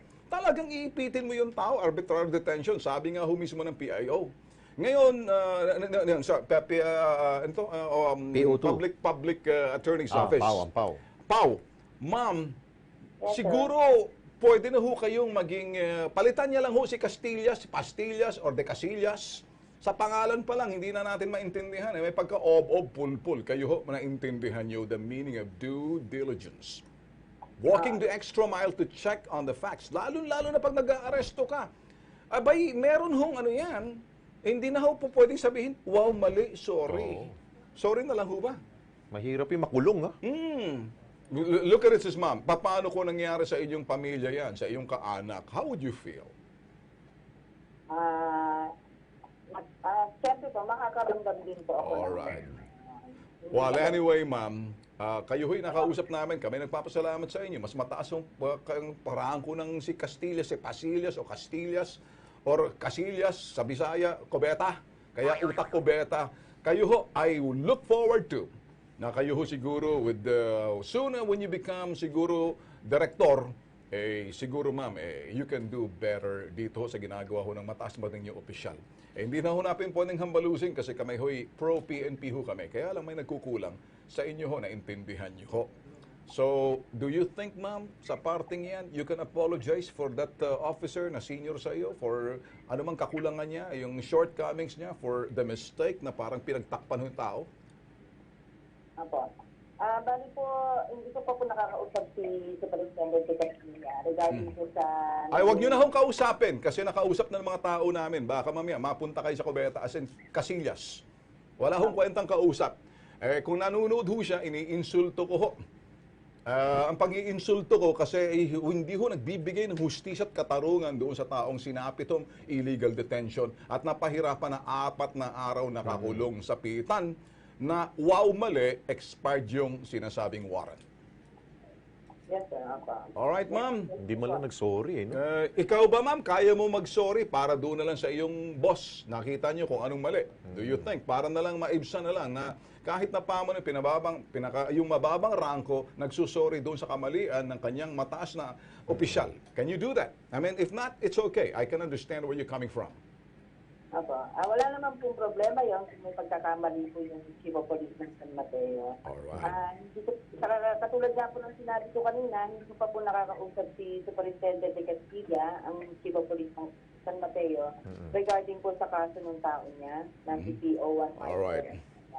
Siguro ma'am, pangaralan nyo na lang yung official ho ninyo, ano? Kahit mababang ranggo kayo, you're telling the truth. Kasi if you're gonna tell him yung ano yung tama, baka ulitin niya ho eh. Kung minsan natututo ho sa mababang rangko, yung mataas na opisyal na pulpul, tulad ho ni Pastillas, ano bang pangalan nun? De Castilla. De Casillas. Bahala na ho kayo. Basta siya yung sinasabing inspector, director ho ninyo dyan, ma'am. Okay, ma'am? Yes, sir. Thank you, ma'am. Wala tayong magagawa. Pero tutuloy naman daw kaso, no? Kakasuhan. Okay, dito tayo, Ben. Sa Kilos Pronto update po tayo. Lahat po ng sumbong at reklamong ipinaparating po dito ay kailangan pong Kilos Prontong aksyon. Kahit from Facebook page man yan, KP hotline o personal na idinudulog sa amin, asahan nyo pong may tinututukan po namin pong mga problema. Tulad na reklamo po noon ng mga residente ng isang barangay dyan ho sa Santa Cruz, probinsya ho ng Marinduque. Ito ho, aksyon namin. Ito yung sitwasyon dito sa Barangay Pag-asa kung saan sinakop na nung mga truck yung kalsada. Kung papansin ninyo, dyan na nakaparada itong mga trucks. Itong GTJ Enterprises. April 4, 2017, inukaw ng Kilos Pronto ang mga opisyal sa bayan ng Santa Cruz, Marinduque. Ang reklamo ng mga residente, ginawang parking lot ng mga truck ng GTJ Enterprises ang kalsada sa residential area ng Barangay Pag-asa. Sa linya natin si PO3 Raymond Villanueva, Assistant Operation Officer ng Santa Cruz PNP Marinduque. Ito ang magagawa ho ninyo. Yes sir, mula po sa ating tanggapan, napupunan po na aming officer in charge. Makakasa po kayo ng agarang aksyon sa reklamo po yan. Magandang balita. Matapos kalampagin ng lokal na pamalaan ng Santa Cruz, Marinduque, pinadala ng mga residente ang video na ito. Patunay na nawala na ang mga truck na saga. Maluwag ng kalsada at ligtas na ito para sa mga residente. Lex, kung kanina may nabanatan ho tayo na sinasabing si Castillas, mainit ako roon. Meron naman tayo saludong pulis doon na ginawa. Mabilis yung action. PO2 lang yan, ha? PO3 Villanueva. Ay, saludo kami sa iyo. Thank you, sir, ha? At sana, wag ningas kugon. Bantay-bantayan nyo pa rin dyan. I'm sure, kapag wala kasi ho kayo dyan, baka babalik na naman yung mga truck dyan. Bantay-bantayan para hindi maulit. Okay. Alam mo, Lex, marami na mga OFW, pamilya ho na pumupunta ho sa atin, humihingi ng pasaklolo. Kasi ho tayo, naka-attach ho tayo doon sa sinasabing OWA, POEA, at POLO, o ano man, pati Department of Labor. Kasama natin sa studio ngayon si Marlene Grande, ina ng OFW na itatago natin sa pangalang Rina, nasa Al Ain, UAE. Okay. At ito'y nagpapasaklolo si Rina dahil sa pananakit at pambubugbog sa kanya ng mister na si Jeffrey Valdez na kasama niya rin sa trabaho. Pinipilit pa raw siyang makipagtalik kahit ayaw niya. At kapag tumanggi siya, madala siya umanong saktan ng mister. Gusto niyang makipaghiwalay sa asawa pero tinatakot daw nito. Ang masakit pa rito, sinampahan pa siya ng kaso ng mister mismo niya. Wow. Naku. Alright, makakausap natin ngayon live mula ho sa UEA, si Rina. Rina, magandang gabi sa iyo mula sa Pinas. Ay, magandang hapon po. Hapon sa inyo dyan. Ito, gabi na sa amin. Opo. Rina, kumusta ka dyan? Ito'y nakaabot. Nandito nag-aalala lang iyong magulang. Ano bang problema natin dyan na parang mister mo talagang pinipilit ka sa ayaw mo? Kahit asawa ka, pag ayaw mong sabihin na natin, yan ang nakikipag... ito ho yung... pakikipagtalik, sabihin na ho natin, may karapatan ka. Hindi po pwedeng pinipilit. Ikaw ay sinasaktan malimit nitong kumag na to. Yun na nga, sir Kaso syempre, diba, sir, nandun yung takot po na pag hindi mo pinagbigyan, masasaktan ka na naman. Yung ultimo na iiyak ka na or napipil mo na para ka nang nare-rape, wala naman kung magawa dahil wala rin naman tumutulong. Okay, Rina, dito tayo. Andito yung nanay mo. Mrs., okay? Okay, dito ngayon si mother, si Marlene. Gusto mo makausap at medyo ito na ho. Nakasama namin ni Alex Santos. Live tayo sa Kilos Pronto sa PTV. Government station tayo rito. Ay inaasahan natin tutulong din yung mga nasa opisina ho ng migrant worker. Mamaya sa DFA kausapin natin. Meron ka mensahe sa iyong anak. Ito ngayon. Di kasi po 3 years na po siya nagtitiis doon sa pananakit ng asawa niya. Hindi po siya nagsusumbong sa akin. Kasi po ang ipinag-aalala niya, baka po hindi ko kayanin. Noon pong February, nalaman ko po na na nag-away sila pero hindi pa rin po siya nagsusumbong. Tinext ko po, chinat ko po yung pamangkin ko. May pamangkin po kami doon sa pinsan. Sabi niya, bakit po tita, hindi po ba niya sinasabi? Sabi ko, ang alin? Kasi po pumasok po siya sa trabaho, hindi po kayang takpan ng salamin. Yung black eye na ginawa po ng asawa niya.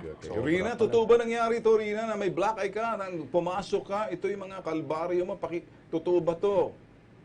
Opo, sir. Totoo po yan, sir. Alam mo, Rina, kapag medyo nakasanayan mo na to, baka isipin niya, siya ito'y kasama dyan sa sinasabing pagmamahal na magsusorry tapos uulitin uli. May tagas sa kokote yung mister mong putok sa buho na yan. Hindi na nga, sir Yung pag nagawa niya isang bagay, maya-maya manghihingi ng sorry. Ganyan. Masochista, sasaktan para tapos ganyan lagi yung pattern. Diyan ka muna, Rina, sa agarang aksyon sa linya natin sa telepono sa Executive Director Raul Horadado, Office of the Undersecretary for Migrant Worker Affairs ng DFA. Sir, Executive Sir Dado, magandang gabi sa iyo. Good evening sa inyo, Colonel Montero. Yes, good evening po. Good evening, PTV ho tayo. Kasama ho natin si Alex Santos. Good evening, sir. Okay, meron niyo